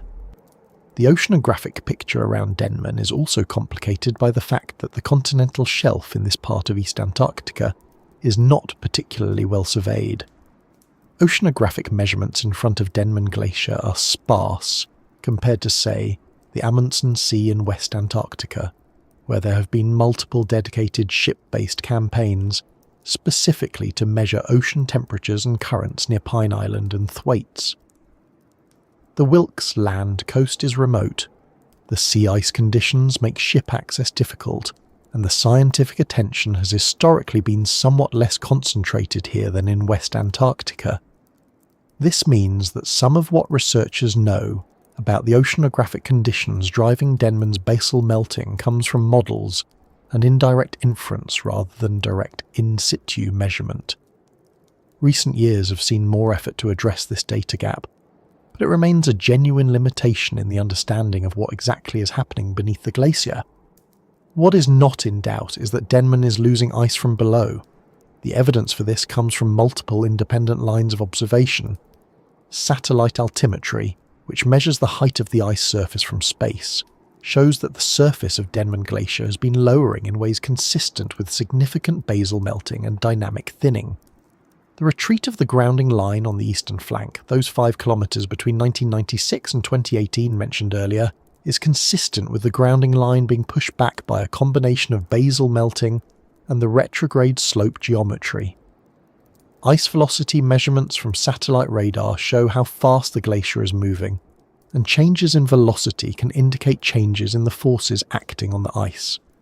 Taken together, these observations paint a picture of a glacier that is actively responding to warm ocean water intrusion in a way that is measurable from space. The deep canyon beneath Denman is not just a passive geological feature in this process, it is an active participant in the sense that its geometry shapes how the warm water moves, where it goes, how deep it penetrates, and how efficiently it melts the ice above. The depth of the canyon, 3,500 meters below sea level at its floor, means that the cavity above the deepest parts of the canyon is extraordinarily tall. The pressure at the bottom of a water-filled cavity that deep would be enormous. The ice above is kilometers thick. The conditions at the deepest parts of the subglacial cavity beneath Denman are extreme in ways that are genuinely difficult to fully model or visualize, and the physical processes operating there, the way water moves, the way ice deforms, the way melting occurs at those pressures and temperatures, are still being worked out theoretically and observationally. One of the things that researchers have noted is that the asymmetry of the glacier, the fact that the eastern flank has retreated significantly more than the western flank, may be related to the way warm water circulates within the subglacial cavity. The canyon is not perfectly symmetric, and the flow of water within the cavity is influenced by the Earth's rotation, which tends to push ocean currents to the left in the southern hemisphere. This means that the warm water entering the cavity may not be distributed evenly across the full width of the glacier. Some parts of the ice-ocean interface may receive more warm water than others, leading to spatially variable melt rates and the kind of asymmetric retreat that has been observed. This is an active area of research, and the details are not fully resolved, but it illustrates how the specific geometry of the canyon interacts with oceanographic processes in ways that go beyond simple melting rates. There is something quietly remarkable about the fact that a water mass circling the entire Antarctic continent at depth, driven by global ocean circulation patterns that connect to every ocean on Earth, can reach into a canyon carved into bedrock by rivers that flowed before Antarctica was glaciated, and there, in the dark, beneath kilometres of ice, transfer enough heat to melt ice at a rate that matters for the future of coastlines on the other side of the world. The scales involved, temporal, spatial, physical, are almost impossible to hold in mind all at once. The circumpolar deep water has been circling Antarctica for millions of years. The canyon has been there for millions of years. But the specific combination of a warming southern ocean and a glacier sitting above a deep retrograde trough is producing consequences that are unfolding on human timescales in ways that are measurable from satellites and meaningful for people living on coastlines today. What the oceanography of Denman ultimately tells us is that the vulnerability described by the retrograde slope is not theoretical. The mechanism is active. The warm water is there. It is moving into the cavity. It is melting the ice. The rate at which this is happening, and whether it will accelerate, slow down, or trigger a more dramatic instability, depends on factors that scientists are still working to understand, including how Southern Ocean circulation will change as the climate continues to shift, how the cavity geometry will evolve as the glacier retreats, and how the grounding line will respond to the combined effects of basal melting and the retrograde slope beneath it. These are hard questions, and the answers require the kind of detailed, sustained observation that is difficult to achieve in one of the most remote and inaccessible places on Earth. Which is part of why the story of Denman Canyon is also inevitably a story about the science of trying to understand something you cannot directly see or reach, and what that place actually looks like, in physical terms, if you could somehow be there, is worth thinking about on its own, so let us try for a moment to actually go there. Not in any practical sense, of course. No human has ever been to the floor of Denman Canyon, and in all likelihood no human ever will. But based on what the radar data tells us, based on what physics and geology and the study of comparable environments can offer, it is possible to build a picture of what that place is like. Not a complete picture, more like a sketch made from measurements taken through kilometres of ice, inferred from the behaviour of the glacier above, and filled in by analogy with other extreme environments that have been, at least partially, explored. It is an imperfect picture, but it is not nothing. Start with the pressure. At the floor of Denman Canyon, roughly 3,500 metres below sea level, the weight of the ice column above is extraordinary. Ice is less dense than rock, but when you stack it 4.5 kilometres thick, the pressure at the base becomes enormous, somewhere in the range of 400 to 500 atmospheres, depending on the exact thickness at any given point. For comparison, the pressure at the surface of the ocean at sea level is 1 atmosphere. At the deepest point of the Mariana Trench, roughly 11 kilometres down, the pressure reaches about 1,100 atmospheres. Denman's floor sits at a pressure roughly in the middle of those two extremes, which still means the physical conditions there are far outside anything a human body could survive unprotected. The ice itself, under that kind of pressure, behaves differently than the ice you might find in a glass of water. It flows. It deforms slowly, plastically, like a very cold and very slow kind of fluid. The ice at the base of a glacier like Denman has been compressed and recrystallized over thousands of years. It is dense, dark, with trapped sediment and rock particles, and it moves. But it moves at a pace that makes glacial slow a literal and not just figurative description. Now think about the temperature. At the base of Denman Glacier, where the ice meets the bedrock or the water beneath it, the temperature is close to the pressure melting point of ice. This is a concept worth pausing on for a moment. Ice does not always melt at exactly 0 degrees Celsius. Under high pressure, the melting point drops slightly. This means that at the base of a thick glacier, ice can be melting even when the temperature is slightly below 0, because the pressure is high enough to lower the threshold. The basal temperature at Denman is estimated to be somewhere around -1 to -2 degrees Celsius in the areas where ice is in contact with bedrock, and slightly warmer, perhaps a fraction above freezing, where the subglacial water is in contact with the ice base, and the warmer ocean water is intruding. This is not a warm place in any intuitive sense. It is cold in a way that is difficult to describe as anything other than relentlessly, completely cold. But it is not frozen solid. There is liquid water there, and that distinction matters enormously.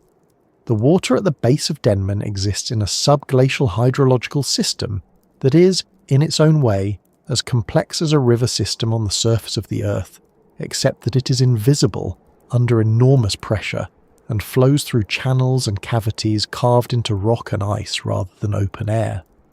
Meltwater generated at the base of the glacier by geothermal heat, by friction as the ice moves over the bedrock, and by the intrusion of the relatively warm ocean water, collects and drains through a network of channels.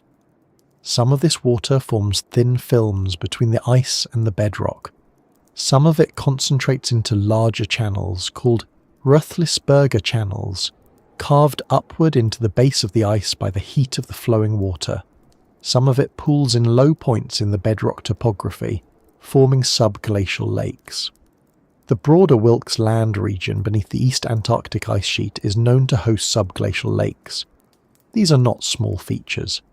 Some subglacial lakes in Antarctica are tens of kilometers across and tens of meters deep, sitting in complete darkness beneath kilometers of ice, connected to the broader subglacial drainage system by channels and water films that carry water slowly toward the ocean.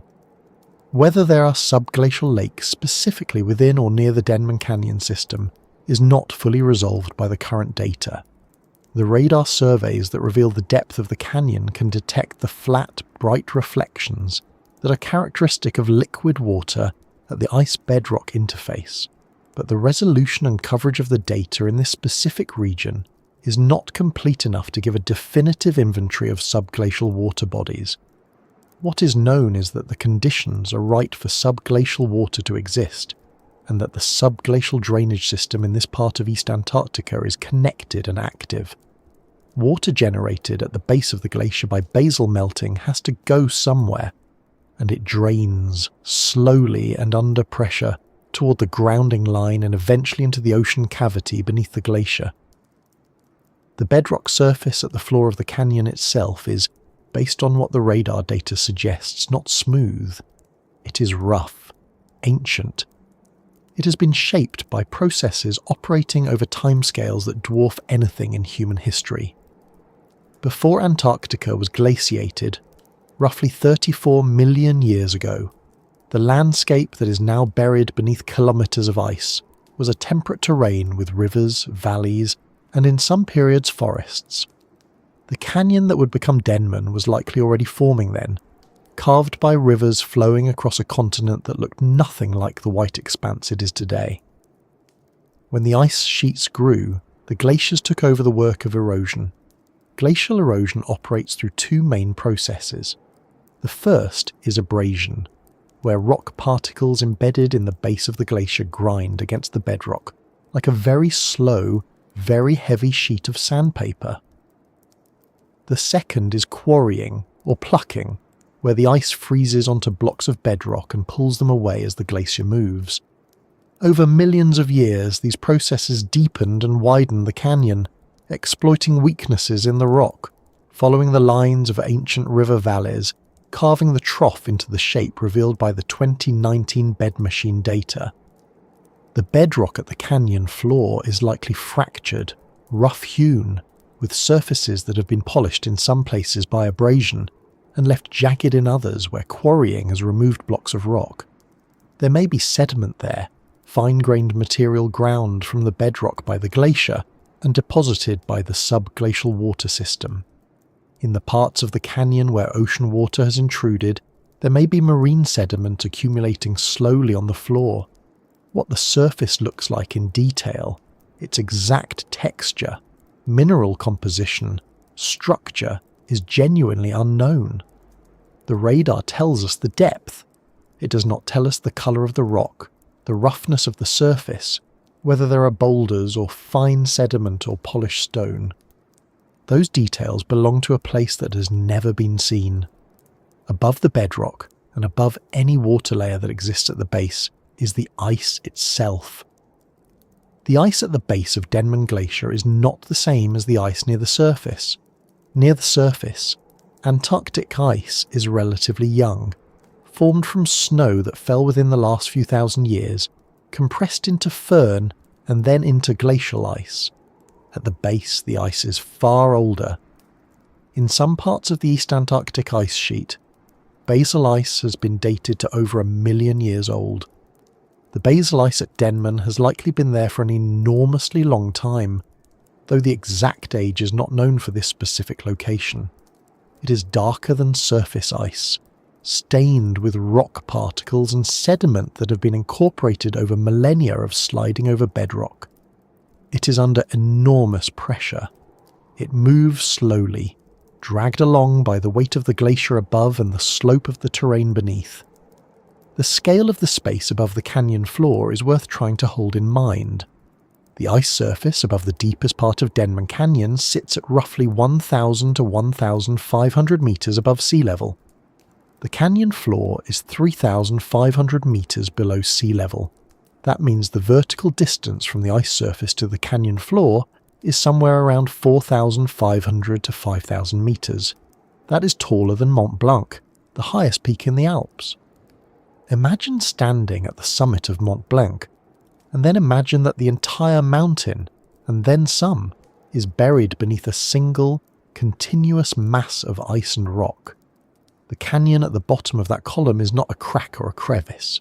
It is a substantial geological feature, roughly 100 kilometres long and 20 kilometres wide, with walls that rise steeply from the floor, but it is entirely enclosed. There is no opening to the outside world except through the subglacial cavity where the glacier meets the ocean, and that opening is itself beneath the ocean surface, under hundreds of metres of water and ice. The darkness is total. This is perhaps the hardest thing to fully appreciate. At the surface of Antarctica, even in winter there is a sky. There are stars. There is the aurora. At the base of Denman Canyon, there is no light at all. Not dim light. Not the faint glow of bioluminescence you might find in the deep ocean. Nothing. The darkness is the kind that has never been interrupted by anything. No sunlight has reached the floor of that canyon in millions of years, if it ever did at all. The ice above blocks everything. The rock walls enclose the space. Whatever exists at the bottom of Denman Canyon exists in a darkness that is, in the most literal sense, complete and permanent. There is something quietly strange about this, and it is worth sitting with for a moment. The Mariana Trench, the place most people think of as the deepest point on Earth, has been visited. In 1960, Jacques Piccard and Don Walsh descended to the bottom of the Challenger Deep in a bathyscaphe called the Trieste. They sat at the bottom and looked out through a small porthole and saw a flatfish resting on the sediment. In 2012, James Cameron descended again in a specially designed submersible.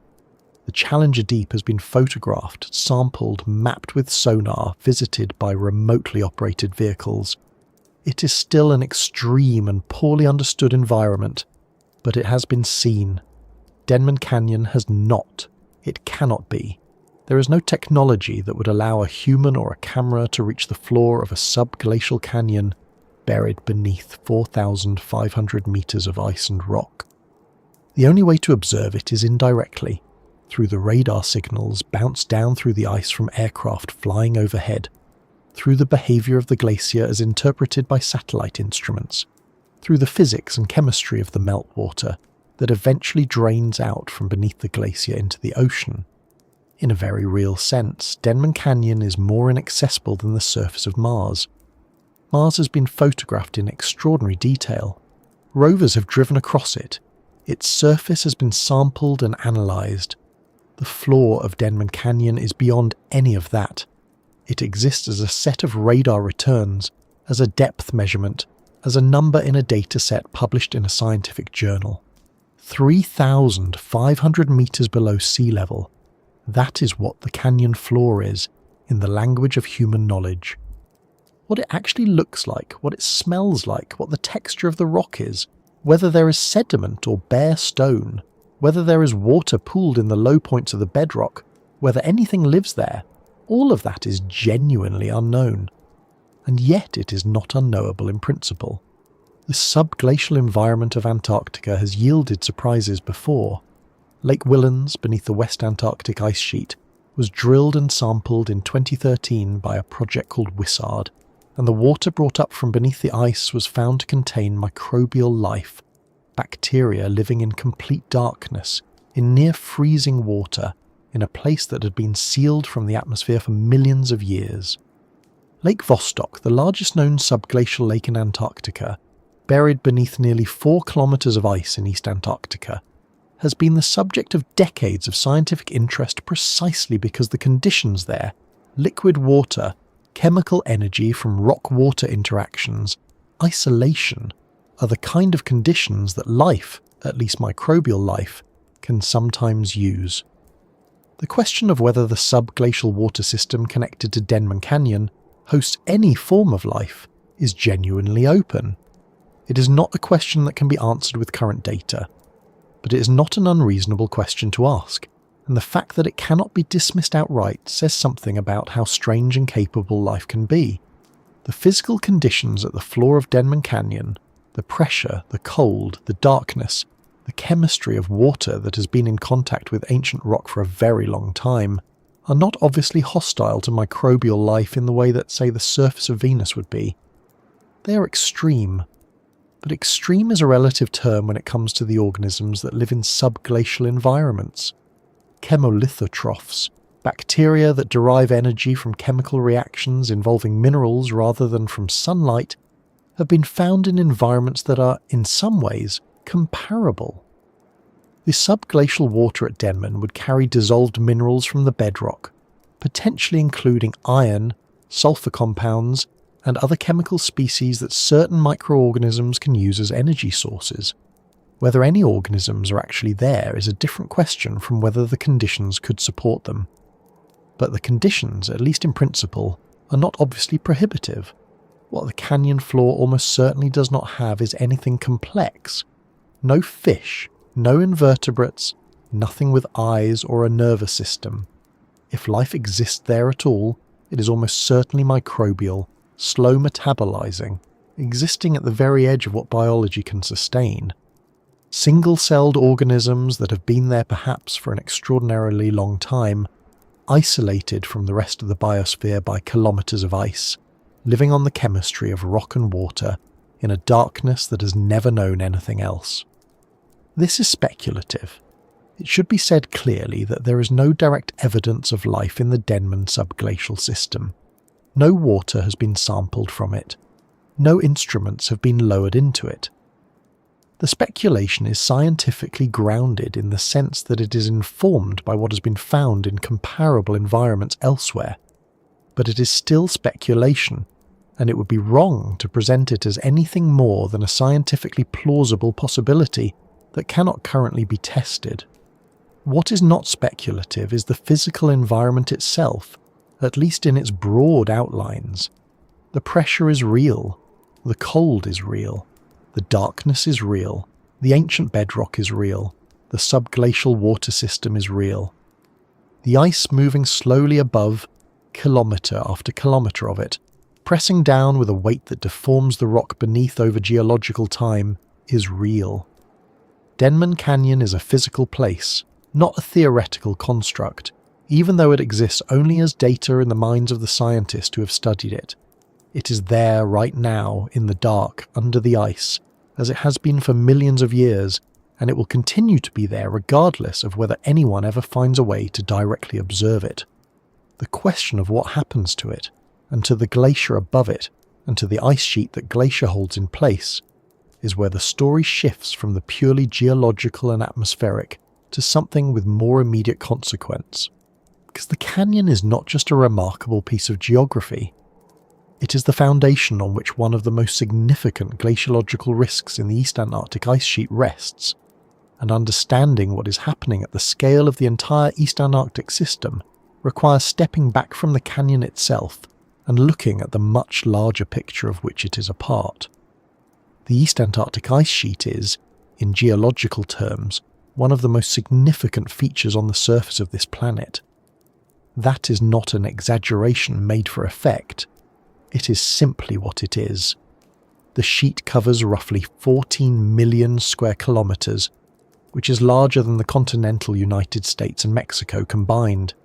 It sits on top of an entire continent, piled up over tens of millions of years of snowfall, compressing into ice under its own weight, layer by layer, year by year, in a process so slow that a single human lifetime represents a negligible fraction of it. The ice in some places is over 4 kilometers thick. At its deepest, the bedrock beneath it is buried under a weight of ice that is difficult to hold in the mind as a real physical thing. The number that matters most, in terms of the world beyond Antarctica, is this. The East Antarctic ice sheet contains enough ice that if it were to fully melt, global sea levels would rise by approximately 52 meters. 52 meters.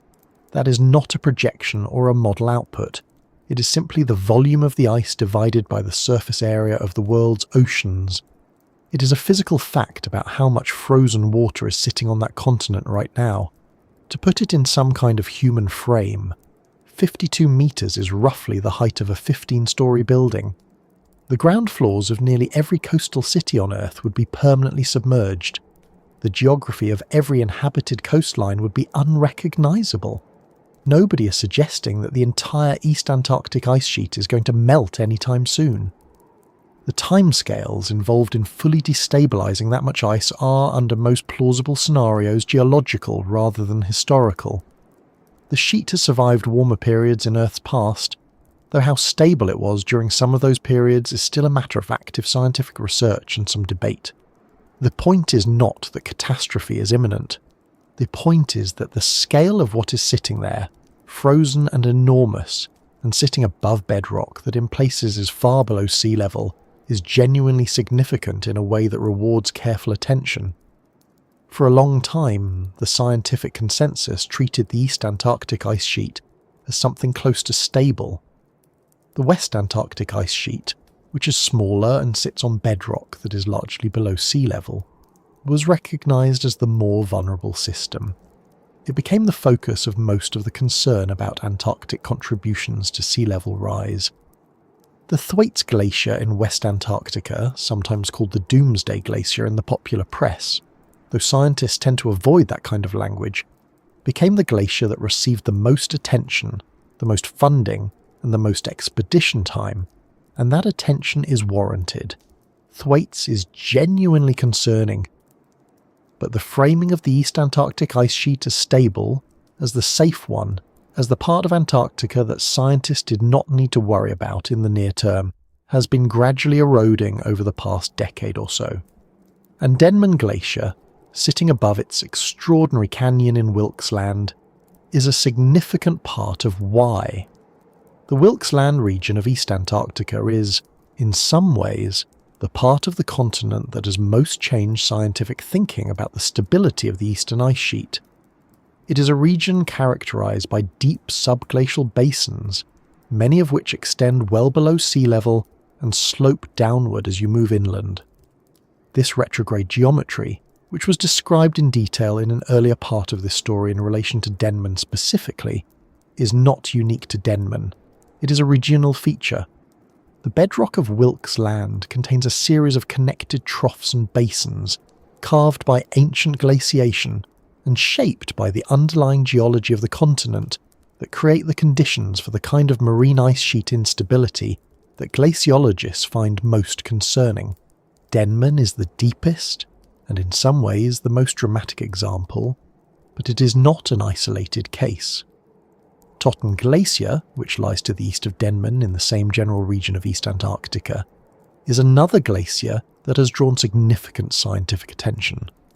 Totten drains an even larger catchment than Denman, and the ice it holds back contains enough water to raise global sea levels by at least 3 to 4 metres on its own. Like Denman, Totten sits above a deep subglacial basin with a retrograde slope, and like Denman, it has been found to be experiencing basal melting driven by the intrusion of warm ocean water beneath the ice. Research published in the mid-2010s showed that relatively warm, modified circumpolar deep water was accessing the subglacial cavity beneath Totten through a submarine trough on the continental shelf, a discovery that was genuinely surprising to many in the field because it suggested that the same oceanographic mechanism driving melting in West Antarctica was operating in East Antarctica as well. Moscow University Glacier, another glacier in the Wilkes Land region, has similarly been identified as sitting above deep retrograde bedrock and experiencing basal melting. It is less studied than either Totten or Denman, partly because the data coverage in its region is even sparser, but what data exists suggests it belongs to the same general category of East Antarctic glaciers that deserve more attention than they have historically received. What is becoming clearer, as the data improves and the models become more sophisticated, is that the subglacial basins of Wilkes Land are not independent features. They form a connected system. The bedrock topography of the region creates a landscape hidden beneath the ice of interconnected deep valleys and basins, many of which communicate with the ocean through submarine troughs on the continental shelf. The warm water that reaches one glacier's subglacial cavity is part of the same broader oceanographic circulation that affects the others. The glaciers that sit above these basins are in a sense responding to the same forcing, the same warming of the ocean at depth, even if they are responding at different rates and with different geometries. This connectivity matters because it means that the risk is not just Denman in isolation, or Totten in isolation, but potentially a regional response. If the ocean continues to warm and the intrusion of circumpolar deep water onto the East Antarctic continental shelf continues to deepen or intensify, the glaciers of Wilkes Land could begin retreating not one at a time but as a system. The subglacial basins they drain are large enough that even partial destabilization of several of them simultaneously would represent a sea level contribution that would be very difficult to manage at the scale of human infrastructure and coastal planning. The scientific community is careful about this kind of language, and rightly so. The models that project future behaviour of these glaciers carry significant uncertainty. The timescales involved range from decades to centuries to millennia, depending on the scenario, the model, the assumptions about future greenhouse gas emissions, and the physical parameters that are still being measured and refined.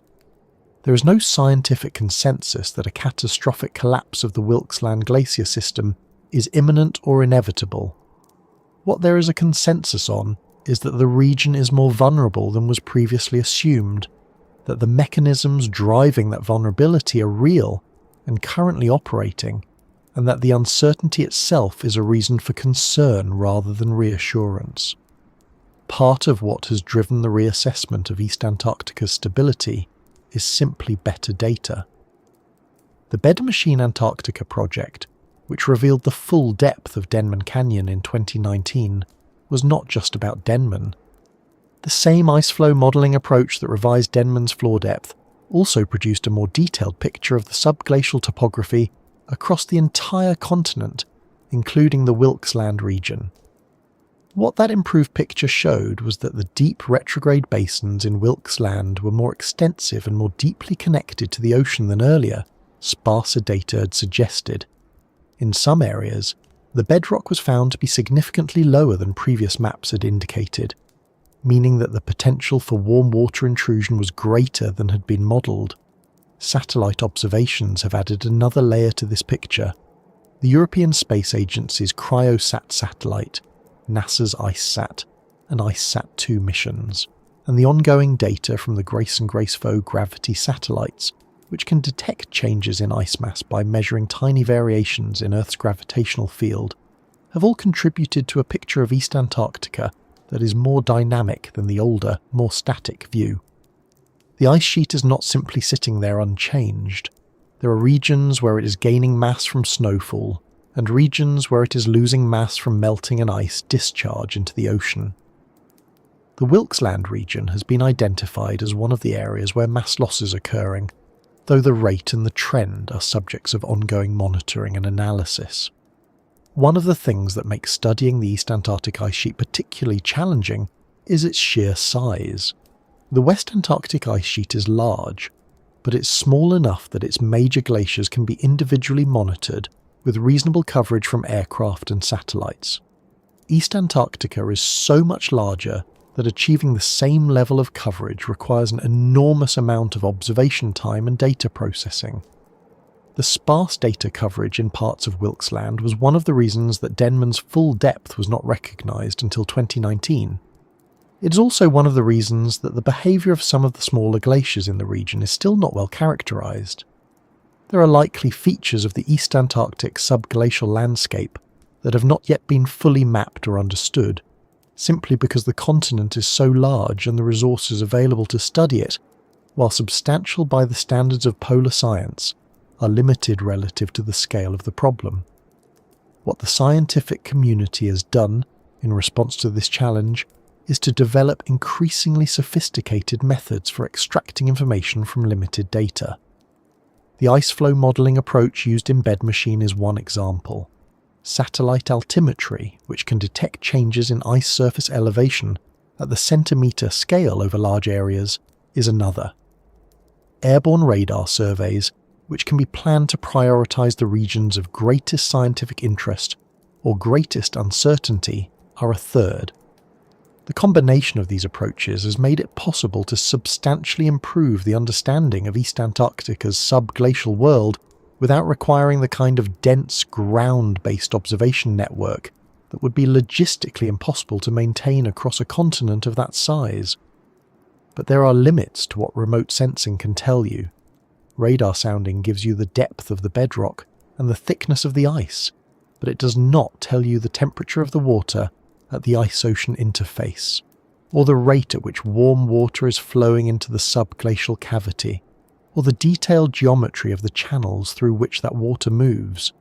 Satellite altimetry tells you that the surface of a glacier is changing elevation, but it cannot directly tell you whether that change is driven by dynamic thinning, by changes in surface accumulation, or by some combination of the two. Gravity measurements tell you about changes in ice mass, but they are sensitive to other signals as well, including changes in groundwater and in the solid Earth itself, which responds to changes in ice loading over time through a process called glacial isostatic adjustment. This is why the scientific attention being paid to Denman and the broader Wilkes Land system is not just about what is already known, but about what needs to be known next. The current understanding is enough to identify the region as a priority, to recognise that the mechanisms driving change there are real and active, and to begin building the observational and modelling infrastructure needed to track what happens. But it is not yet enough to make confident predictions about how quickly things will change, or exactly what the trigger conditions for more rapid retreat might be.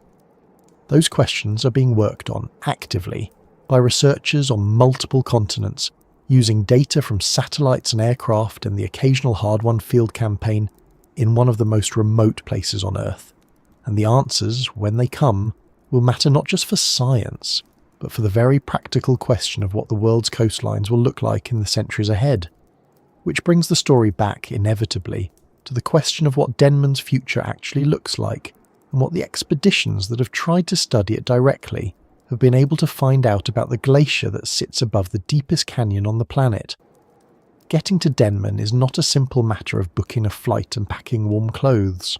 The glacier sits in one of the most remote corners of East Antarctica, in a part of Wilkes Land that is far from the main research stations that anchor most Antarctic science. The nearest major station is Casey Station, operated by the Australian Antarctic Division, which sits on the coast of Wilkes Land roughly 1,000 kilometres to the west of the glacier's terminus. Even by Antarctic standards, where remoteness is the baseline condition, Denman is difficult to reach. The logistics of doing science there require careful planning, favourable weather, and a significant commitment of aircraft time and personnel, all of which are finite resources in the Antarctic research world. the Australian Antarctic Division has been the primary national programme responsible for scientific work in the Wilkes Land region, partly because of geographic proximity, partly because Australia has maintained a consistent presence in East Antarctica for decades. Australian researchers have contributed substantially to the understanding of the ice sheet in this part of the continent, including work that helped establish the broader context for understanding why glaciers like Denman and Totten are behaving the way they are. That work has included oceanographic surveys of the coastal waters off Wilkes Land, attempting to understand how warm, circumpolar deep water moves onto the continental shelf and toward the glacier termini. It has also included airborne surveys over the ice sheet itself, collecting radar data that feeds into the larger international datasets used to map the subglacial terrain. The airborne radar survey is, in many ways, the workhorse of subglacial science. The basic idea is straightforward enough to describe, though the execution is considerably more demanding. An aircraft, typically a modified research plane equipped with antennas mounted under the wings or along the fuselage, flies at relatively low altitude over the ice surface. As it flies, it continuously transmits radar pulses downward into the ice. Those pulses travel through the ice, which is largely transparent to radar, and reflect off whatever they encounter below, including the ice bedrock interface at the bottom. The time it takes for the pulse to travel down and the reflected signal to return tells you the depth of the ice. The character of the reflected signal tells you something about the nature of the surface it bounced off, whether it is frozen bedrock, liquid water, or something in between. In practice, flying radar surveys over a place like Denman involves aircraft operating in conditions that are not always cooperative. Antarctica's weather is famously variable, and the interior of the continent can produce the kind of conditions that ground aircraft for days at a time. Survey flights have to be planned carefully to take advantage of weather windows, and the distances involved mean that even reaching the survey area from a coastal base can consume a significant portion of a flight's range. A research aircraft flying from Casey Station toward Denman's interior would be operating at the edge of its practical range, leaving relatively little time over the target area before it has to turn back. This is one of the reasons that survey coverage in parts of Wilkes Land has historically been uneven, with some areas surveyed in detail and others covered only by widely spaced flight lines that leave significant gaps in the data. The data collected by these surveys does not immediately produce a map. The raw radar returns have to be processed, interpreted, and integrated with data from other sources before they can be converted into estimates of ice thickness and bedrock elevation. This processing is sophisticated and time-consuming, and the quality of the final result depends heavily on the quality and density of the original survey data. In areas where flight lines are closely spaced and the radar returns are clean, the bedrock map can be quite detailed. In areas where data is sparse, or where the ice conditions make the radar returns difficult to interpret, the map has to be filled in using modelling, which introduces uncertainty. The Bed Machine Antarctica approach, developed by Mathieu Morlihem and his colleagues, was specifically designed to reduce that uncertainty by using the physics of ice flow to constrain what the bedrock topography must look like in areas where direct radar data is limited. NASA's Operation Icebridge was another major contributor to the dataset that eventually produced the revised understanding of Denman. Operation Icebridge ran from 2009 to 2019, filling the gap between the ICESAT and ICESAT-2 satellite missions, and it used a fleet of research aircraft to collect airborne measurements over both the Arctic and Antarctic ice sheets. Over the course of the mission, Icebridge aircraft flew hundreds of survey missions over Antarctica, collecting radar, laser altimetry, and gravity data across large portions of the continent. Some of those flights covered the Wilkes Land region, adding to the radar dataset that was ultimately used in the bed machine analysis. The combination of Icebridge data, Australian survey data, and older historical surveys from various national programs provided the raw material from which the revised map of the East Antarctic subglacial world was constructed. What those surveys have revealed about Denman specifically is a picture of a glacier sitting above an extraordinarily deep and geometrically challenging subglacial environment. The radar data shows the canyon floor dropping away steeply beneath the glacier, the bedrock surface rough and irregular in the way that ancient, glacially carved terrain tends to be. The walls of the canyon, where they can be inferred from the data, are steep. The overall geometry is that of a deep, elongated trough, oriented roughly parallel to the direction of ice flow, carved over millions of years by the combined action of the glacier moving through it, and, before that, by whatever river system occupied the valley before Antarctica froze. The radar returns from the deepest parts of the canyon show characteristics consistent with the presence of water at the ice-bed interface, which fits with the broader understanding that basal melting is occurring at significant rates beneath Denman. Ground-based access to the interior of Denman's catchment is, for practical purposes, essentially impossible with current technology and resources. The distances involved, the crevassed surface of the glacier itself, and the lack of any established infrastructure in the region make overland travel to the canyon area an undertaking that has not been seriously attempted.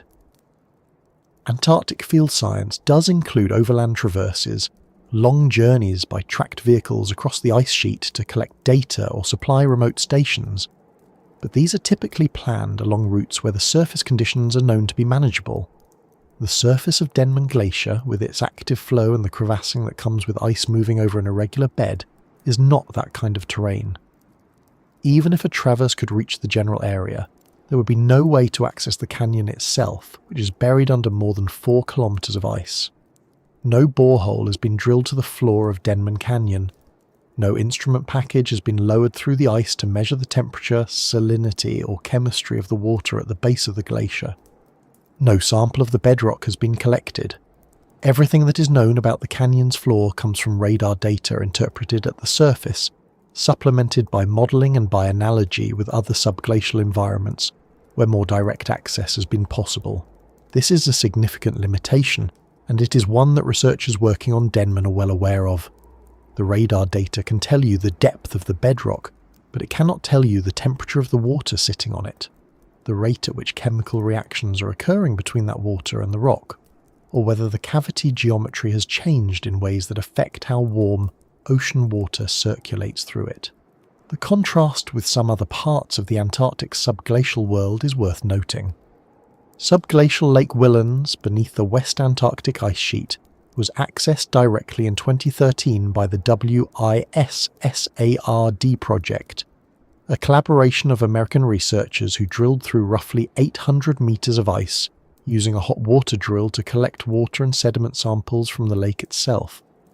That project required years of planning, a substantial logistical operation, and ice that was thin enough, relatively speaking, to make drilling feasible. Denman's ice is more than 5 times thicker in places. The engineering challenge of drilling through 4 or 5 kilometers of ice to reach the canyon floor is not simply a larger version of the same problem. It is a fundamentally different order of difficulty, one that no current technology is close to solving. This means that the scientific understanding of Denman's subglacial environment is necessarily indirect. Researchers have to infer conditions at the base of the glacier from surface measurements, from the behaviour of the ice itself, and from comparisons with other environments where more direct data is available. The ice flow modelling that underpins BedMachine is one form of this inference. Satellite observations of surface velocity and elevation change are another. Oceanographic measurements made in the coastal waters near Denman's terminus, which can reveal the temperature and salinity of water masses moving toward the glacier, provide a third angle of approach. Together, these different lines of evidence build a picture that is coherent and scientifically credible, but that also has gaps and uncertainties that direct measurement could potentially resolve. International collaboration has become increasingly important in addressing those gaps. The study of East Antarctica is too large a problem for any single national program to tackle alone, and the scientific community working on Antarctic ice sheet dynamics has developed a culture of data sharing and joint analysis that has helped to maximize the value of the observations that are collected. The BedMachine project itself was a collaborative effort involving researchers from multiple countries and institutions, drawing on data contributed by many different national Antarctic programs over many years.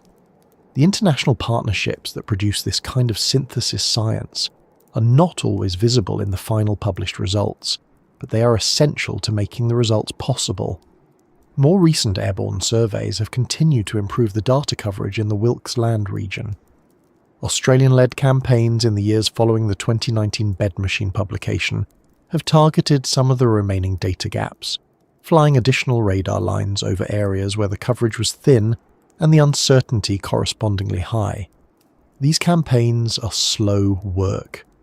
Each flight covers a relatively narrow swath of terrain, and building up a comprehensive picture of a region the size of Wilkes Land requires many flights over many seasons. The weather does not always cooperate. Aircraft maintenance, personnel logistics, and the competing demands of other scientific priorities all constrain how many flights can be completed in a given season. Progress is real but incremental.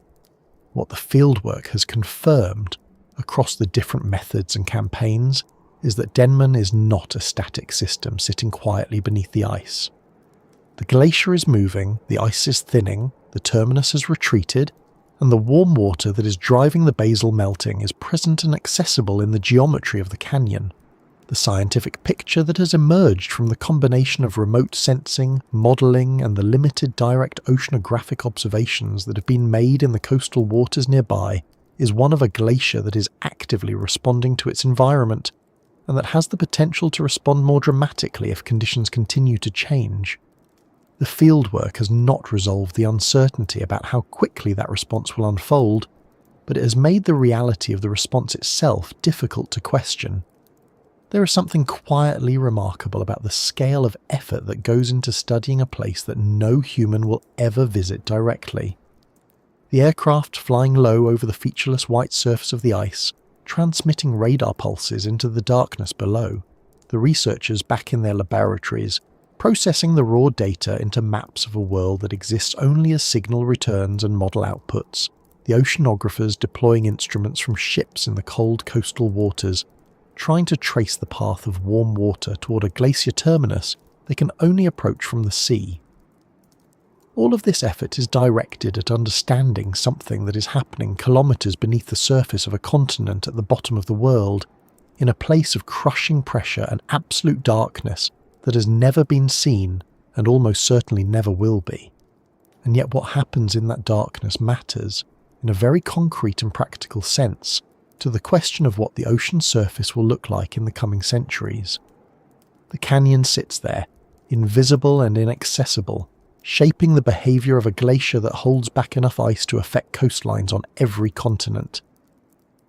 The fieldwork continues, the satellites keep passing overhead, the radar flights keep adding lines to the map, and slowly, carefully, the picture of what is happening beneath Denman becomes a little clearer with each new season of data, which leads naturally to a question that sits alongside the physical science, one that is harder to answer but equally worth asking.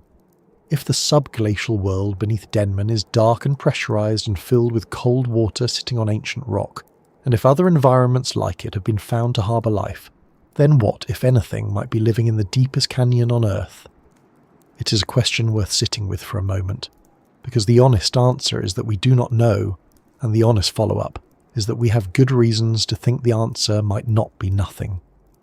The story of life in subglacial Antarctica has changed considerably over the past few decades. For a long time, the assumption was fairly straightforward. Beneath the ice, conditions were simply too extreme, too dark, too cold, too isolated for anything to survive in a meaningful way. That assumption started to unravel when researchers began finding evidence that liquid water existed beneath the Antarctic ice sheet at all, which was itself a surprise to many people. And then, as the evidence for subglacial lakes accumulated and the first attempts at direct sampling were made, the assumption collapsed entirely. Life, it turned out, had found a way into places that seemed designed to exclude it. Lake Whillans is probably the clearest example of this. It sits beneath the West Antarctic ice sheet, under roughly 800 metres of ice. in a shallow basin that is periodically filled and drained by the broader subglacial water system. In 2013, the Wizard project, which stands for Willands Ice Stream Subglacial Access Research Drilling, successfully drilled through the ice and collected water and sediment samples directly from the lake.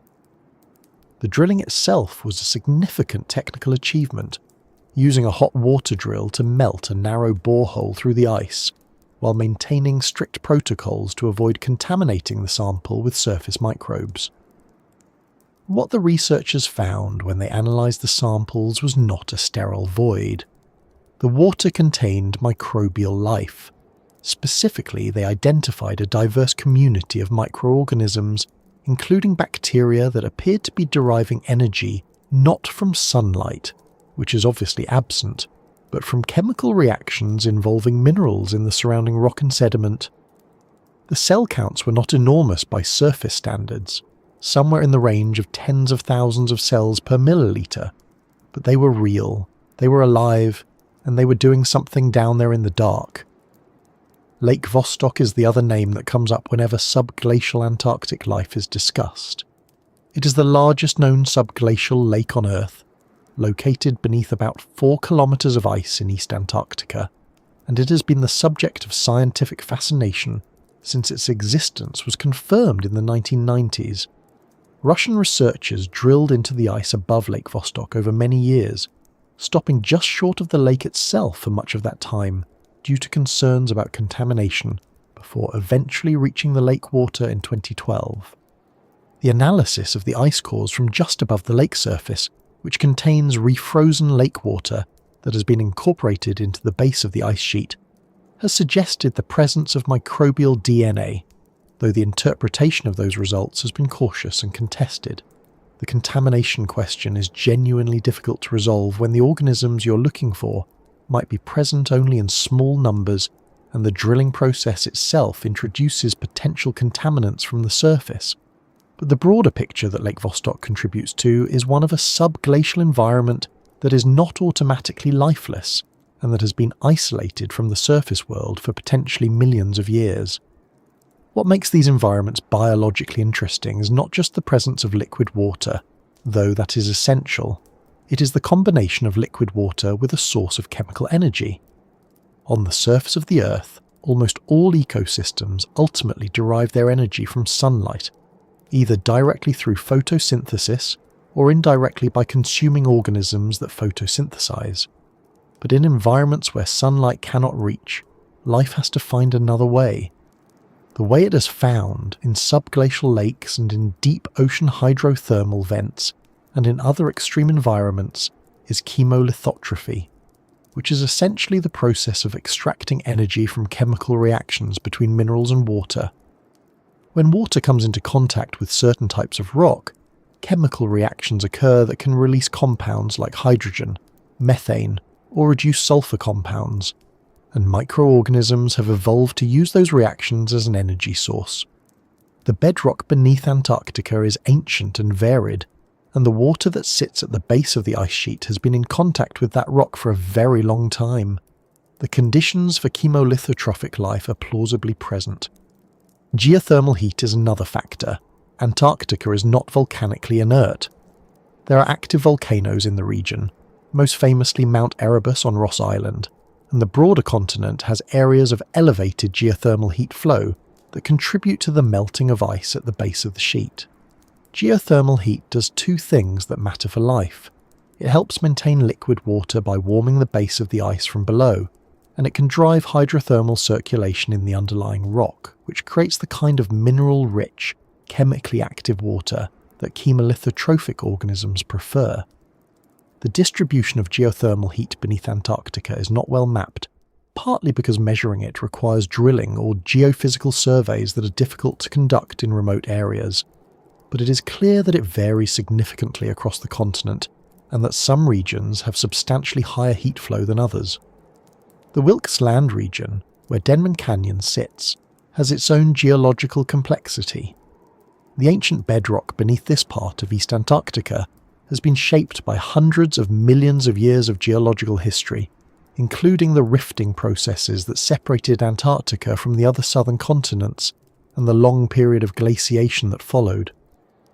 The subglacial water system in the broader Wilkes Land region is known to be active, with evidence of subglacial lakes and drainage events that periodically reroute water across the landscape beneath the ice. Whether Denman Canyon itself is connected to this broader subglacial hydrological network in a way that would create stable, long-lived water bodies at the canyon floor is not something that has been directly established.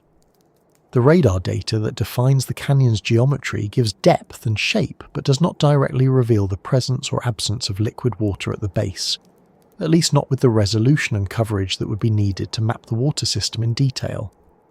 What can be said is that the conditions at the floor of Denman Canyon are not obviously hostile to microbial life in the way that, say, the surface of Mars might be. The pressure at 3,500 meters below sea level is significant, roughly 350 times atmospheric pressure at sea level, but pressure alone is not a barrier to life. Some microorganisms, called piezophiles or barophiles, actually thrive under high pressure and are found in the deep ocean at comparable or greater depths. The temperature at the base of the ice is near the pressure-adjusted freezing point of water, which is cold but not frozen, and chemical energy sources from rock-water interaction are at least plausible given the geology. The darkness is absolute, but that is a constraint that life in comparable environments has already solved. The organisms found in Lake Willands give a reasonable indication of what might be present in similar subglacial environments elsewhere. The microbial community there included both bacteria and archaea, the two major domains of prokaryotic life, and the metabolic pathways they were using included the oxidation of ammonium, the reduction of sulfate, and the oxidation of iron and manganese. All reactions that are driven by the chemistry of the rock and water, rather than by sunlight. These are not exotic or unusual metabolisms in the broader context of microbial life on Earth. They are well-documented strategies that microorganisms have been using for billions of years in environments ranging from deep ocean sediments to hydrothermal vents to mines and aquifers.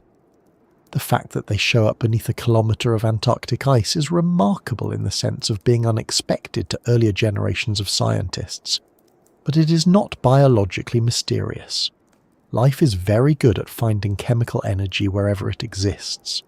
The more interesting question in some ways is not whether microbial life could survive in Denman's subglacial environment, but how long it might have been doing so. The ice sheet over East Antarctica has existed in something like its current form for roughly 14 million years, though it has expanded and contracted through glacial cycles. Some of the subglacial basins in Wilkes Land may have contained liquid water, continuously or nearly so, for enormous stretches of geological time. If microbial communities became established in those environments early in the history of the ice sheet, they could have been evolving in isolation for millions of years, adapting to conditions that have no equivalent on the surface of the Earth. The microbial life found in Lake Vostok's refrozen water, if the contamination concerns are set aside, appeared to include organisms with no close-known relatives in surface environments, which would be consistent with a long period of isolated evolution. Whether the same would be true of any organisms living in Denman's subglacial system is genuinely unknown, but it is not an unreasonable thing to wonder about. There is also the question of how life might have initially colonized these environments. Before Antarctica glaciated, roughly 34 million years ago, the continent had rivers, forests, and presumably a rich surface biosphere. As the ice sheet grew and covered the land, microbial communities living in soils, river sediments, and shallow groundwater would have been progressively buried beneath the advancing ice. Some of those communities may have survived in pockets of liquid water at the base of the growing ice sheet, sustained by geothermal heat and rock-water chemistry, and descended over millions of years into the organisms that might persist today. This is speculative, and the details of how such communities would have survived the transition from a surface environment to a subglacial one are not well understood. But the basic idea that the subglacial biosphere is, in part, a remnant of the preglacial surface biosphere, preserved and transformed by millions of years of isolation, is one that researchers working in this area take seriously. None of this, to be clear, has been directly tested in the context of Denman Canyon. The canyon has not been sampled, no water from its depths has been collected, no sediment from its floor has been analysed, no microbial DNA from its subglacial environment has been sequenced. Everything said here about the possibility of life in that environment is inference from what is known about comparable environments, combined with what is known about the physical conditions that radar and modelling have revealed. The scientific case for the plausibility of life in Denman's subglacial system is coherent and grounded in real evidence from other locations, but plausibility is not the same as confirmation. What is interesting about this uncertainty is that it is likely to persist for a very long time. The engineering challenge of drilling through 4 or 5 kilometres of ice to reach the canyon floor, mentioned earlier in the context of fieldwork, applies just as much to biological sampling as to any other kind of direct investigation. Even if the technology to drill that deep were developed, the contamination protocols required to collect a biologically meaningful sample from such a depth would be extraordinarily demanding. Any drill fluid, any surface microbes inadvertently introduced through the borehole, any imperfection in the sampling equipment could compromise the results in ways that would be difficult or impossible to distinguish from genuine findings. The scientific community learned important lessons from the Lake Vostok drilling about how hard it is to maintain biological cleanliness in a subglacial drilling operation, and Denman presents a problem that is orders of magnitude more difficult. So the canyon floor remains not just physically inaccessible, but biologically uncharacterized, and will likely remain so for the foreseeable future. There is something quietly strange about that. The deepest point on the land surface of the Earth, a place that holds a geological record, a place that may harbour life that has been isolated for millions of years, a place that is actively shaping the future of global coastlines through the behaviour of the glacier above it, is a place that exists in our knowledge only as a number, a depth measurement derived from radar pulses and ice flow models, with no direct sensory information attached to it at all, no photograph, no temperature reading from the floor itself, no chemical sample, no biological data, just a depth and the inferences that can be drawn from it. The question of life in Denman's Canyon is, in the end, one that science cannot currently answer. But the fact that it is a scientifically legitimate question, not a fanciful one, says something about how far the understanding of life's range has expanded in recent decades. And it adds another layer to the strangeness of this place, already strange enough for its depth and its inaccessibility and its role in the future of the planet's oceans. A canyon at the bottom of the world, beneath kilometres of moving ice, possibly inhabited by organisms that have never seen light and never will, slowly being approached by warm water from the north. The biology, like the geology and the glaciology, is a story still very much in progress, and the progress of that story in the coming decades may be shaped less by what happens in the canyon itself than by what happens on the surface of the planet, in the atmosphere and the oceans, and in the decisions that determine how much warmer the world becomes. Because the question of what lives in Denman Canyon, fascinating as it is, sits inside a larger question that carries considerably more immediate weight. The question of what Denman Glacier is going to do next, and what that means for the hundreds of millions of people who live at the edges of the world's oceans. And so that larger question is where the story has to go next. Because the canyon itself, for all its strangeness and depth and biological intrigue, is ultimately a container. What matters, in terms of the world most people actually live in, is what the glacier above it does. And what the glacier does is determined in part by the shape of the canyon beneath it. The retrograde slope, the depth of the bedrock, the geometry of the subglacial cavity, all of it feeds back into the behaviour of the ice above.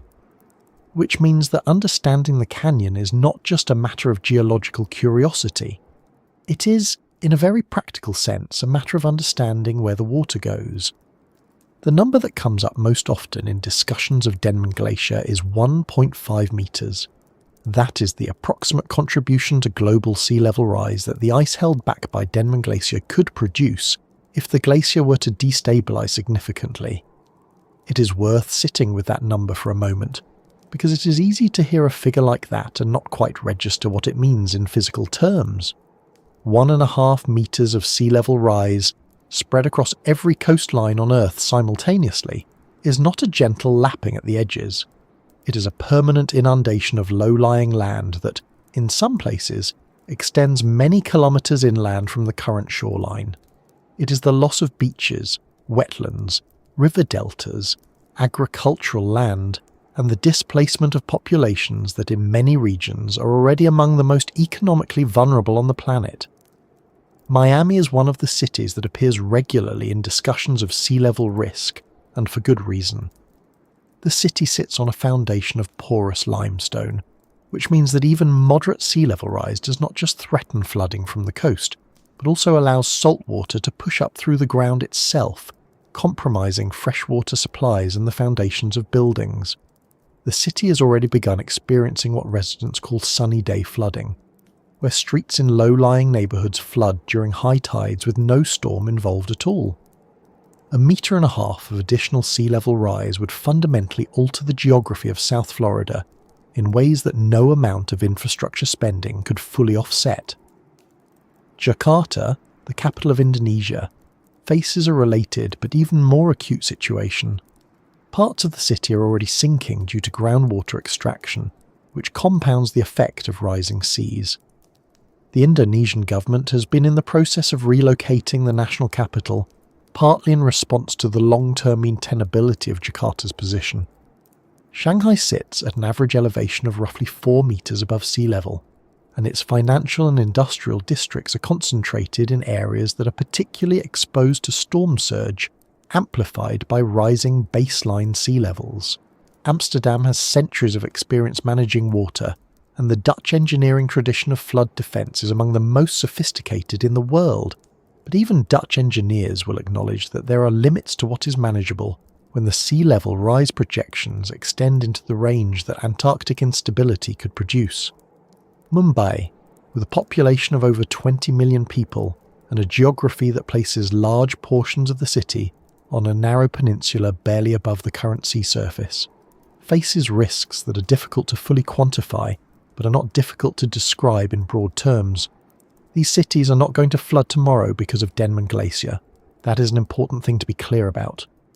The timescales involved in ice sheet dynamics are long, and the uncertainty in those timescales is one of the things that makes the scientific conversation about Denman genuinely complicated. Some models suggest that significant retreat of Denman Glacier, of the kind that would begin to deliver large volumes of ice into the ocean, could occur over centuries.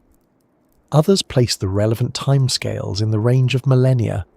The difference between those two possibilities matters enormously for planning purposes, for infrastructure investment, for the decisions that coastal cities and national governments need to make about where to build, where not to build, and how to prepare for a world in which the coastline is not where it currently is.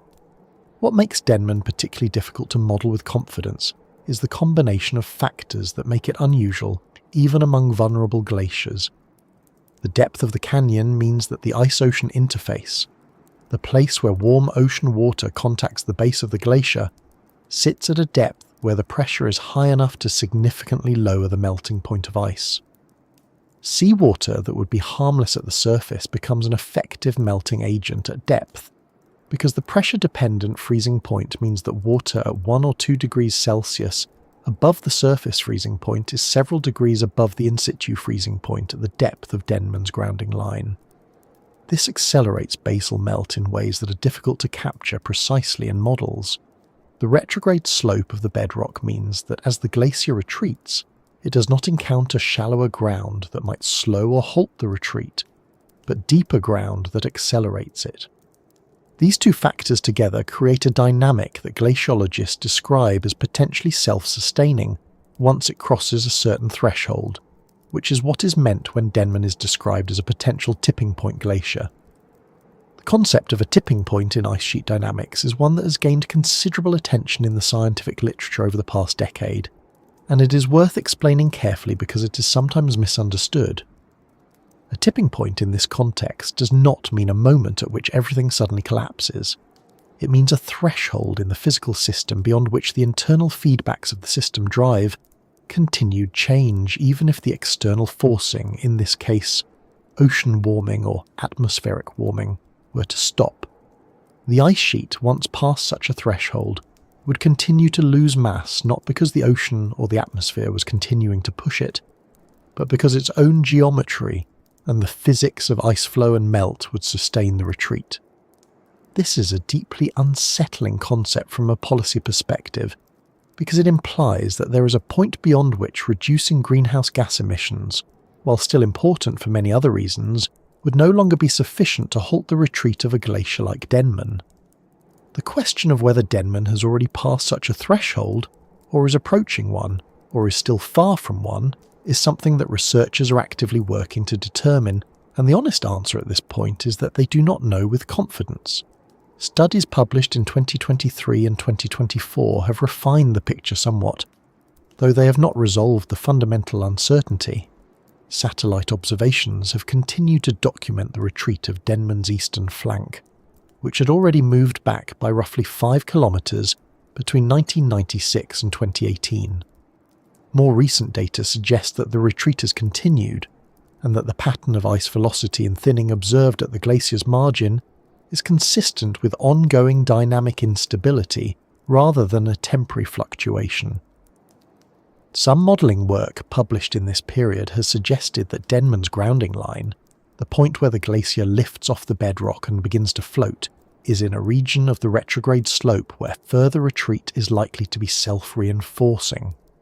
Other studies have been more cautious, noting that the internal variability of the ice sheet and the limitations of current ocean models make it difficult to distinguish a committed long-term trend from a shorter-term oscillation driven by natural variability in ocean circulation. What the scientific community has been careful to do, on the whole, is to avoid both overclaiming and underclaiming. The concern about Denman is real. It is grounded in physical mechanisms that are well understood in principle, even if their application to this specific glacier involves significant uncertainty, and it is growing as more data accumulates. But the concern is not the same as a prediction, and the uncertainty is not a reason to dismiss the risk. It is, if anything, an argument for more observation, more modelling, more investment in understanding a glacier that sits over the deepest point on the land surface of the Earth and holds back enough ice to meaningfully reshape the world's coastlines. There is a particular challenge in communicating this kind of uncertainty to a general audience, and it is worth acknowledging it directly. When scientists say that Denman could contribute 1.5 metres of sea level rise, and then say that the timescale for this is somewhere between centuries and millennia, and they are not sure which, it can sound like the concern is being simultaneously stated and walked back. But that is not quite what is happening. The uncertainty about timescale does not reduce the physical reality of the ice that is there, or the geometry of the bedrock beneath it, or the direction that the current observations are pointing.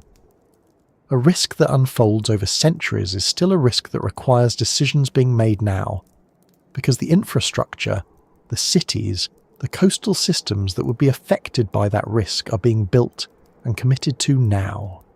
A city that builds a new neighbourhood at 2 metres above sea level in 2025 is making a commitment that extends well beyond any individual human lifetime, and the question of whether Denman's contribution to sea level rise arrives in 2 centuries or 5 centuries is directly relevant to whether that commitment is wise.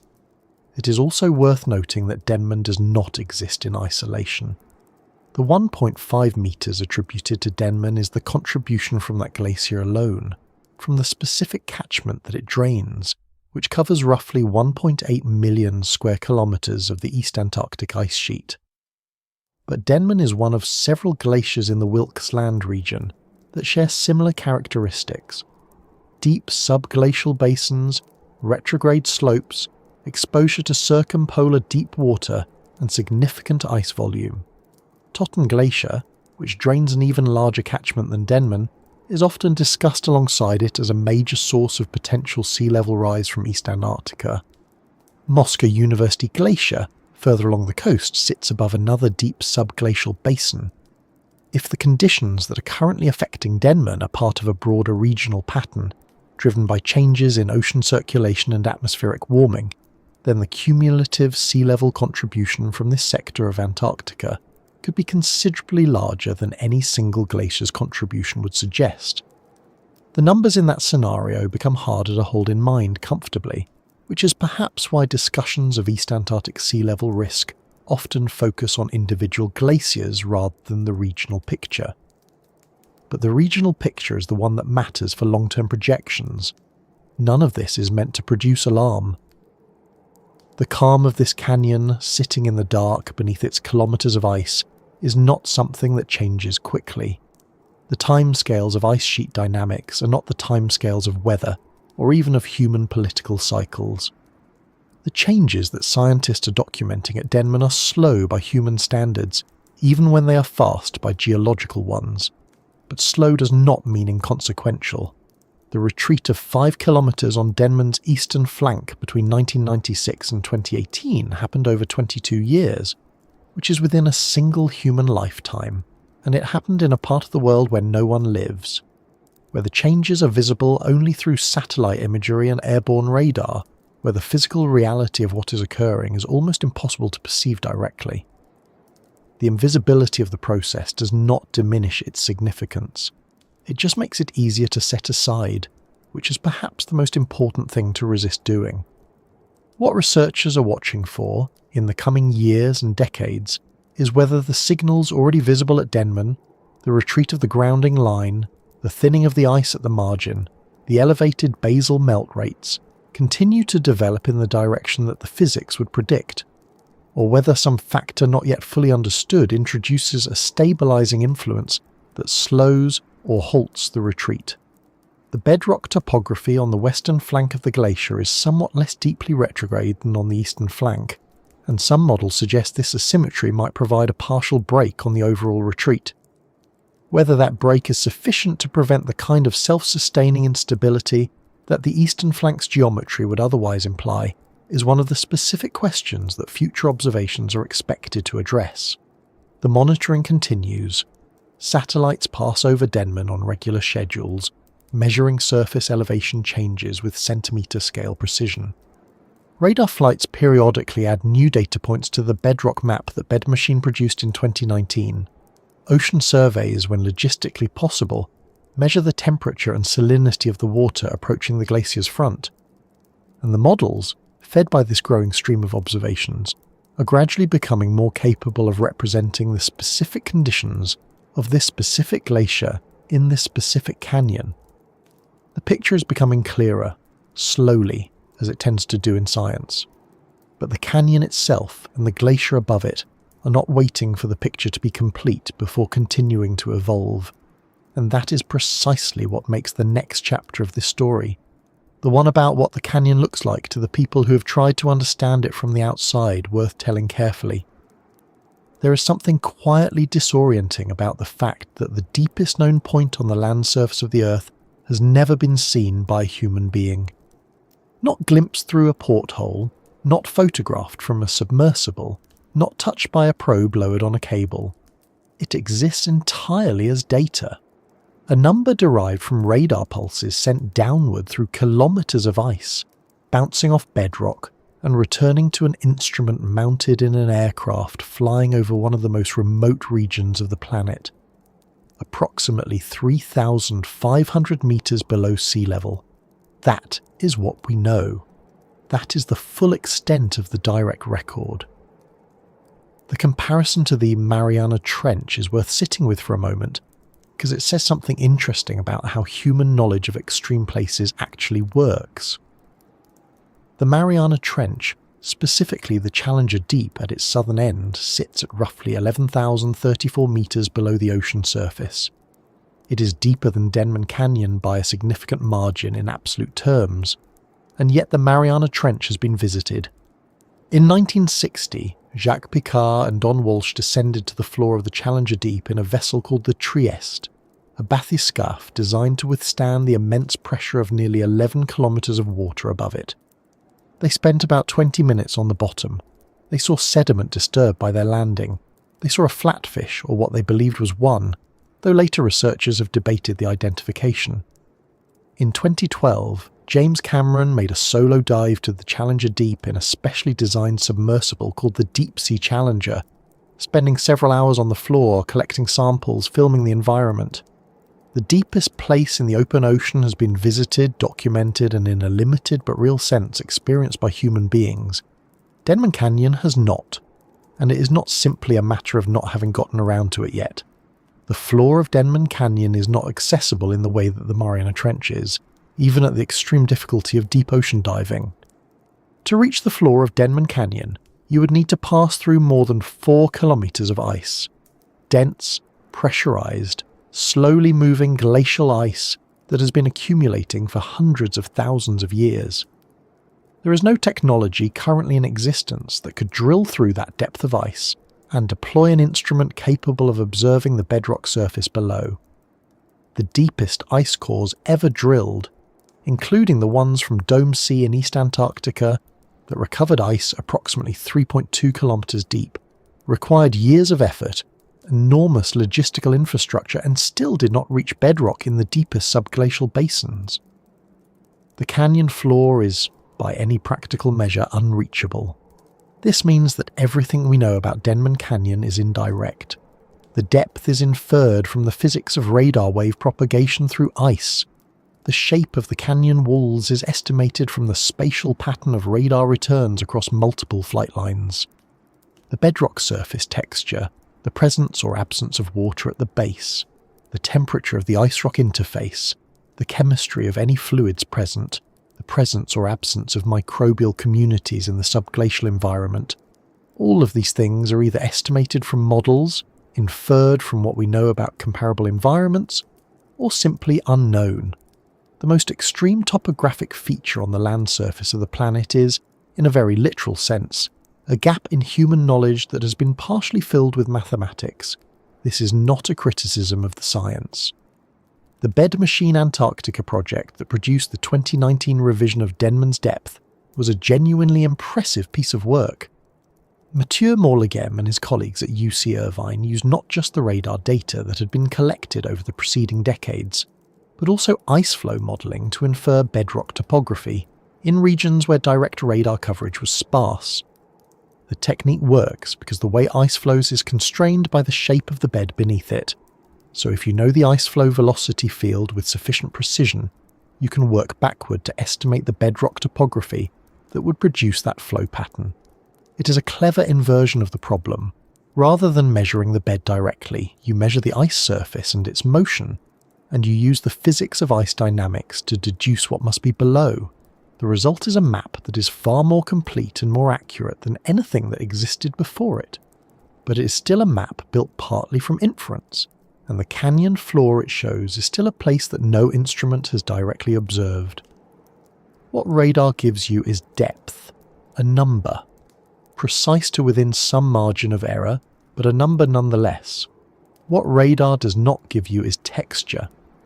It does not tell you whether the bedrock at 3,500 meters below sea level is smooth and worn by millennia of ice abrasion, or rough and fractured by the stresses of ancient geological processes. It does not tell you whether there is liquid water pooled in depressions on the canyon floor, or whether the base is frozen solid. It does not tell you whether the rock is granite or gneiss or something else entirely. It does not tell you whether anything is alive down there. These are questions that matter, both scientifically and in a more basic sense of wanting to understand what a place actually is, and for Denman Canyon, they remain largely open. There is a particular kind of strangeness in the idea of a record-holding place that exists primarily as a data point. We are accustomed, in the modern world, to to the idea that extreme places are also places that humans have tried to reach. The summit of Everest, the poles, the deepest ocean trenches, the most remote deserts.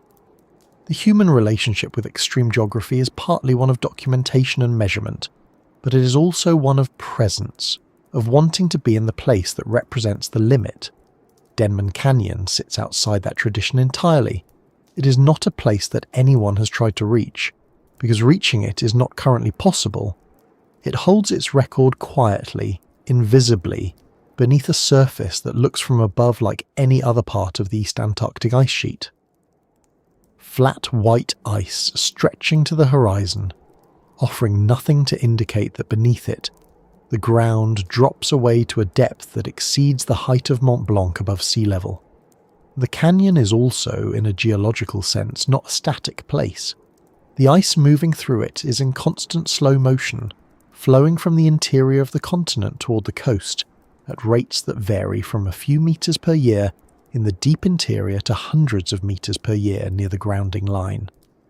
This ice is carrying sediment eroded from the bedrock walls and floor of the canyon, transporting it slowly toward the ocean, where it will eventually be deposited as the glacier calves and the ice melts. The bedrock itself is being abraded grain by grain by the passage of ice above it.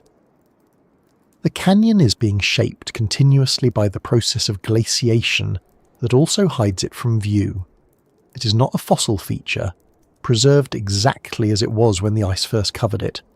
It is an active environment, in the slow geological sense of active, where the forces acting on it are still operating and still changing its form. This makes the canyon somewhat different from how it might initially be imagined. It is easy to picture it as a kind of sealed vault, unchanging and perfectly preserved beneath its ice cover. But the ice is not a neutral cover. It is the agent of ongoing transformation. The walls of the canyon have been smoothed and deepened by glacial erosion over millions of years. The floor has been scraped and plucked and reshaped by the ice flowing through it. Whatever the canyon looked like when Antarctica first glaciated, roughly 34 million years ago, it looks different now. And it will look different again in another million years, assuming the ice remains. Or it will look different in a much shorter time if the ice does not. The limits of remote sensing become most apparent when you try to think about the canyon in terms of what it would actually be like to be there, if such a thing were possible. The pressure at the floor of the canyon, under more than 4 kilometers of ice, would be extraordinary. Ice has a density of roughly 917 kilograms per cubic meter, and 4 kilometers of it exerts a pressure of something in the range of 35 to 40 megapascals at the base, which is roughly 350 to 400 times the atmospheric pressure at sea level. Under that pressure, ice behaves differently than it does at the surface. It flows, it deforms. It is not brittle in the way that surface ice is brittle, but plastic, capable of slow movement under sustained stress. The temperature at the ice bedrock interface is likely close to the pressure melting point of ice, which at those pressures is slightly below 0 degrees Celsius. This means there is probably some liquid water at the base of the canyon, a thin film or perhaps more substantial pools in topographic lows, maintained in liquid form not by warmth but by pressure alone. The darkness would be absolute. No light penetrates 4 kilometers of ice. The only energy available at the canyon floor would come from geothermal heat rising through the bedrock, from the friction of ice moving against rock, and from chemical reactions between water and minerals in the rock itself. These are the same kinds of energy sources that support microbial life in other deep subglacial environments, and the scientific possibility that something lives in the water at the base of Denman Canyon is real, even if it is entirely unconfirmed. But even imagining the environment requires an act of inference and reconstruction, because no observation of it exists. The canyon floor is a place that human minds have reached, through mathematics and physics and careful modelling, but that human senses have not. There is something worth pausing on in that distinction. We have a very precise number for the depth of Denman Canyon. We have a reasonable model of its shape. We have estimates of the ice thickness above it and the flow velocity of the ice moving through it. We have projections of what might happen to it under various future climate scenarios. In many ways, we know a great deal about this place, and yet we do not know what it looks like. We do not know what it sounds like, though sound in such an environment would be strange and muffled, conducted through rock and ice rather than air. We do not know what it smells like, or whether the water at its base is clear or turbid with suspended sediment, or whether the rock surface is coated with mineral deposits from long circulating groundwater. These are the kinds of details that give a place its character, its particularity, its sense of being a specific place, rather than a category of place. And for Denman Canyon, those details are absent from the record. The Mariana Trench, by contrast, has photographs. It has video footage of the sediment on its floor, of the organisms that live in its water column, of the pressure ridges and microbial mats that characterize its deepest reaches. It has been described by people who were physically present in it. This does not make the Mariana Trench better understood in every scientific sense, but it makes it imaginable in a way that Denman Canyon is not. You can watch footage of the Challenger Deep and form a mental image of the place. For Denman Canyon, the mental image must be constructed entirely from inference, from what we know about comparable environments, from the physics of ice and rock and pressure, from the data that radar and satellites have provided. It is an imagined place, in the sense that all our knowledge of it passes through imagination, on its way to understanding. This is not a comfortable situation for a record-holding geography. There is something slightly absurd about the fact that the deepest land point on Earth is less known, less directly observed, and less imaginatively accessible than places on the surface of Mars, which has been photographed in extraordinary detail by orbiters and rovers that have mapped its terrain at resolutions of centimetres per pixel. The floor of Denman Canyon remains beyond the reach of any instrument we have sent to observe it. Mars has had visitors, in the robotic sense. Denman Canyon has not, and the path to sending even a robotic visitor to its floor would require technological capabilities that do not yet exist. What this means, practically, is that the scientific understanding of Denman Canyon is always going to be partial, always going to be mediated by models and inferences and the physics of remote sensing. The researchers who study it are working at the edge of what observation can provide, using every available technique to extract information from a place that cannot be directly accessed. And they are doing this because the information matters, because the canyon is not just a geological curiosity, but a feature whose behaviour has real implications for the future of coastal environments around the world. The gap between what we can observe and what we need to know is not a comfortable gap to sit in, but it is the gap that the science currently occupies. What makes it stranger still is that the canyon does not know it is a record. It does not know that it is the deepest point on the land surface of the Earth, or that it is being watched by satellites, or that its behaviour is the subject of papers published in journals and discussed at conferences. It simply exists, in the dark, under its ice, shaped by forces that have been operating for tens of millions of years. The record is a human designation, a product of our measurement and our definitions, applied to a feature that preceded those measurements by an almost incomprehensible margin of time. The canyon was there long before anyone knew it was there, and it will be there, in some form, long after the current episode of Scientific Attention has moved on to other questions. That persistence, that indifference to human observation, is part of what makes the canyon compelling to think about. It sits at the intersection of two things that are difficult to hold together: a place of significant scientific importance, whose future behaviour will affect the lives of people around the world, and a place that is entirely beyond direct human experience, known only through the instruments and models that stand in for our absent senses. The science reaches toward it, and the canyon receives that reach without acknowledgement, continuing to do what it has always done, and that tension between the urgency of understanding it and the impossibility of truly knowing it is perhaps what draws the mind back to it, even after the data has been absorbed and the models have been reviewed. It is a place that resists being fully known, and that resistance is, in its own quiet way, worth taking seriously.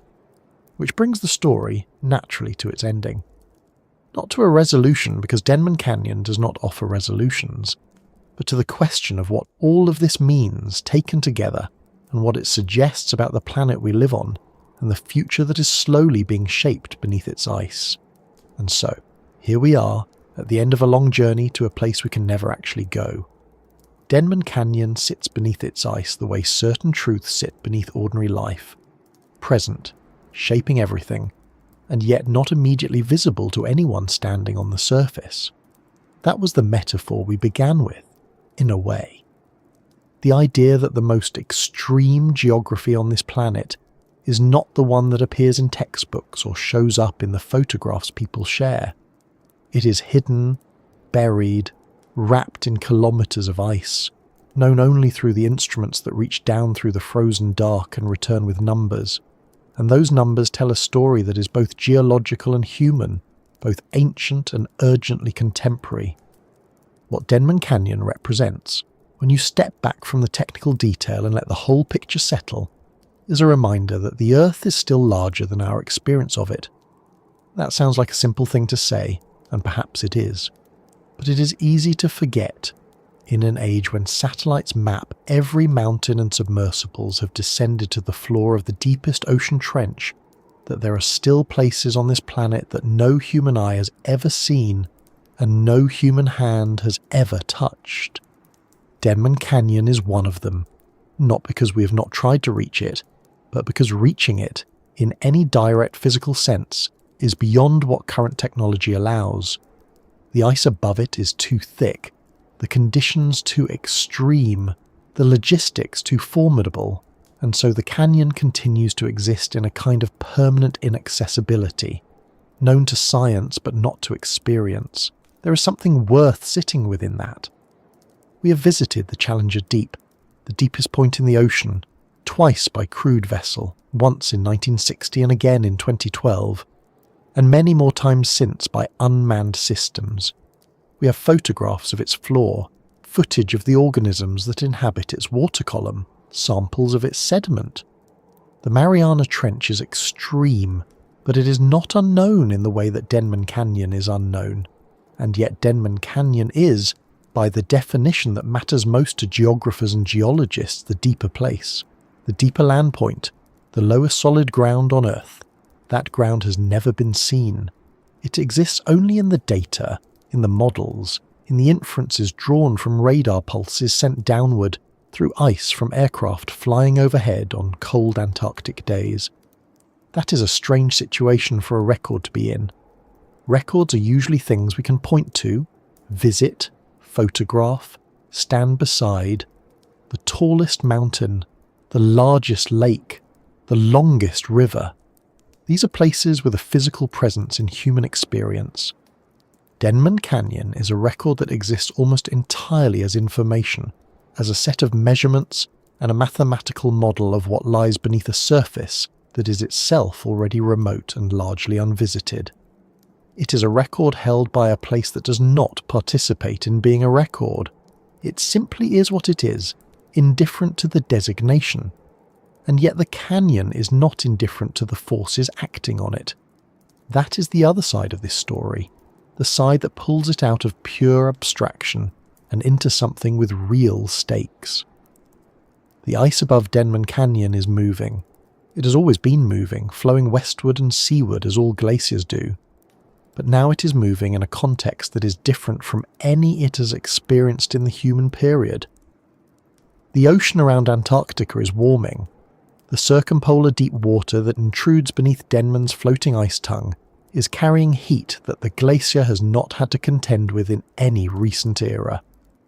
And because the canyon's bedrock slopes downward as it extends inland, the geometry of the situation works against stability. The deeper the glacier retreats, the more ice is exposed to warm water, and the faster the melting proceeds. This is the retrograde slope problem, And it is not a theoretical concern. The eastern flank of Denman has already pulled back roughly 5 kilometres over the 22 years between 1996 and 2018. That retreat is measured, documented, and ongoing. The ice that Denman holds back drains a catchment of approximately 1.8 million square kilometres of the East Antarctic ice sheet. If that ice were to reach the ocean over coming centuries, the contribution to global sea level rise would be on the order of 1.5 metres from Denman alone. 1.5 metres does not sound like very much until you think about what it means for a city like Miami, where much of the developed land sits less than 2 metres above current sea level, or Jakarta or Shanghai or Amsterdam, or the low-lying coastal communities across South and Southeast Asia, where hundreds of millions of people live within a metre or two of the tide. Sea level rise does not arrive as a single catastrophic flood. It arrives as a slow encroachment, a gradual increase in the frequency and severity of storm surges, a creeping inundation of land that was once safely above the waterline. 1.5 metres, added to the contributions from other glaciers and from thermal expansion of the warming ocean, would reshape coastlines in ways that would require the relocation of populations and the abandonment of infrastructure built over generations. Scientists are careful about the timescales here, and rightly so. The models that project Denman's future behaviour carry significant uncertainty. Some suggest that major retreat could unfold over centuries, others over millennia. The ice sheet is a slow system, and the feedbacks that govern its behaviour are complex and not fully understood. What the most recent studies, including work published in 2023 and 2024, that has refined the understanding of Denman's basal melt rates and subglacial water dynamics, suggest is not that collapse is imminent, but that the trajectory is concerning, and that the system may already be moving in a direction that will be difficult to reverse. Tipping points in ice sheet dynamics are not like light switches. They are more like slopes, gradual at first and then steeper, and the difficulty is knowing how far along the slope you are before the gradient becomes too steep to matter. Denman is one of the places where that question is being asked with increasing seriousness. The scientists who monitor Denman do so with every tool available to them. Each new satellite pass over East Antarctica adds data points to the record of ice surface elevation, velocity and extent. Each new radar survey flight refines the map of the bedrock below. The Bed Machine Antarctica project, which gave us the most accurate picture of Denman Canyon's depth in 2019, is not a finished product, but an ongoing effort. Mathieu Morleghem and his collaborators continue to incorporate new data as it becomes available, and the map of Antarctic bedrock continues to be revised and refined.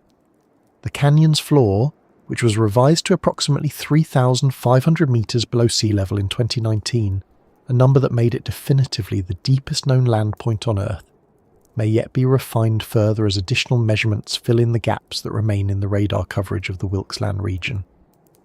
There is something quietly remarkable about that process. A team of researchers working with aircraft radar and satellite data and ice flow models, gradually revealing the shape of a place that no one will ever visit, that exists in permanent darkness beneath ice that has been accumulating for tens of millions of years. The canyon was carved by rivers and glaciers over geological time, shaped by forces that operated long before the first human being walked anywhere on Earth.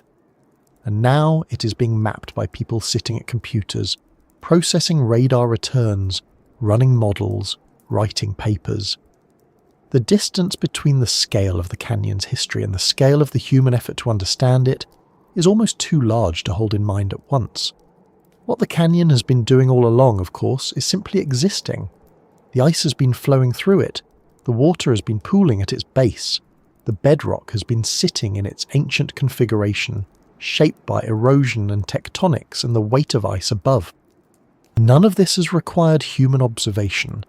The canyon does not need to be known in order to be, and that is perhaps the most grounding thought available at the end of a story like this one. The planet has its own processes, its own timescales, its own interior logic that proceeds regardless of whether we're watching or measuring or understanding. We are recent arrivals to a very old situation, and the tools we have built to observe it are impressive but still limited, still reaching toward a complete picture that may always remain just out of reach. What we can do, and what the researchers who study Denman Canyon are doing, is pay attention. Careful, patient, methodical attention. Not because understanding the canyon will stop it from doing what the physics of the situation may already have set in motion, but because understanding it gives the people who make decisions about coastlines and infrastructure and emissions some basis for those decisions that is better than ignorance. Knowledge of a risk does not eliminate the risk, but it changes how we can respond to it. And in a situation where the stakes are measured in meters of sea level and hundreds of millions of people, even partial knowledge is worth the considerable effort required to obtain it.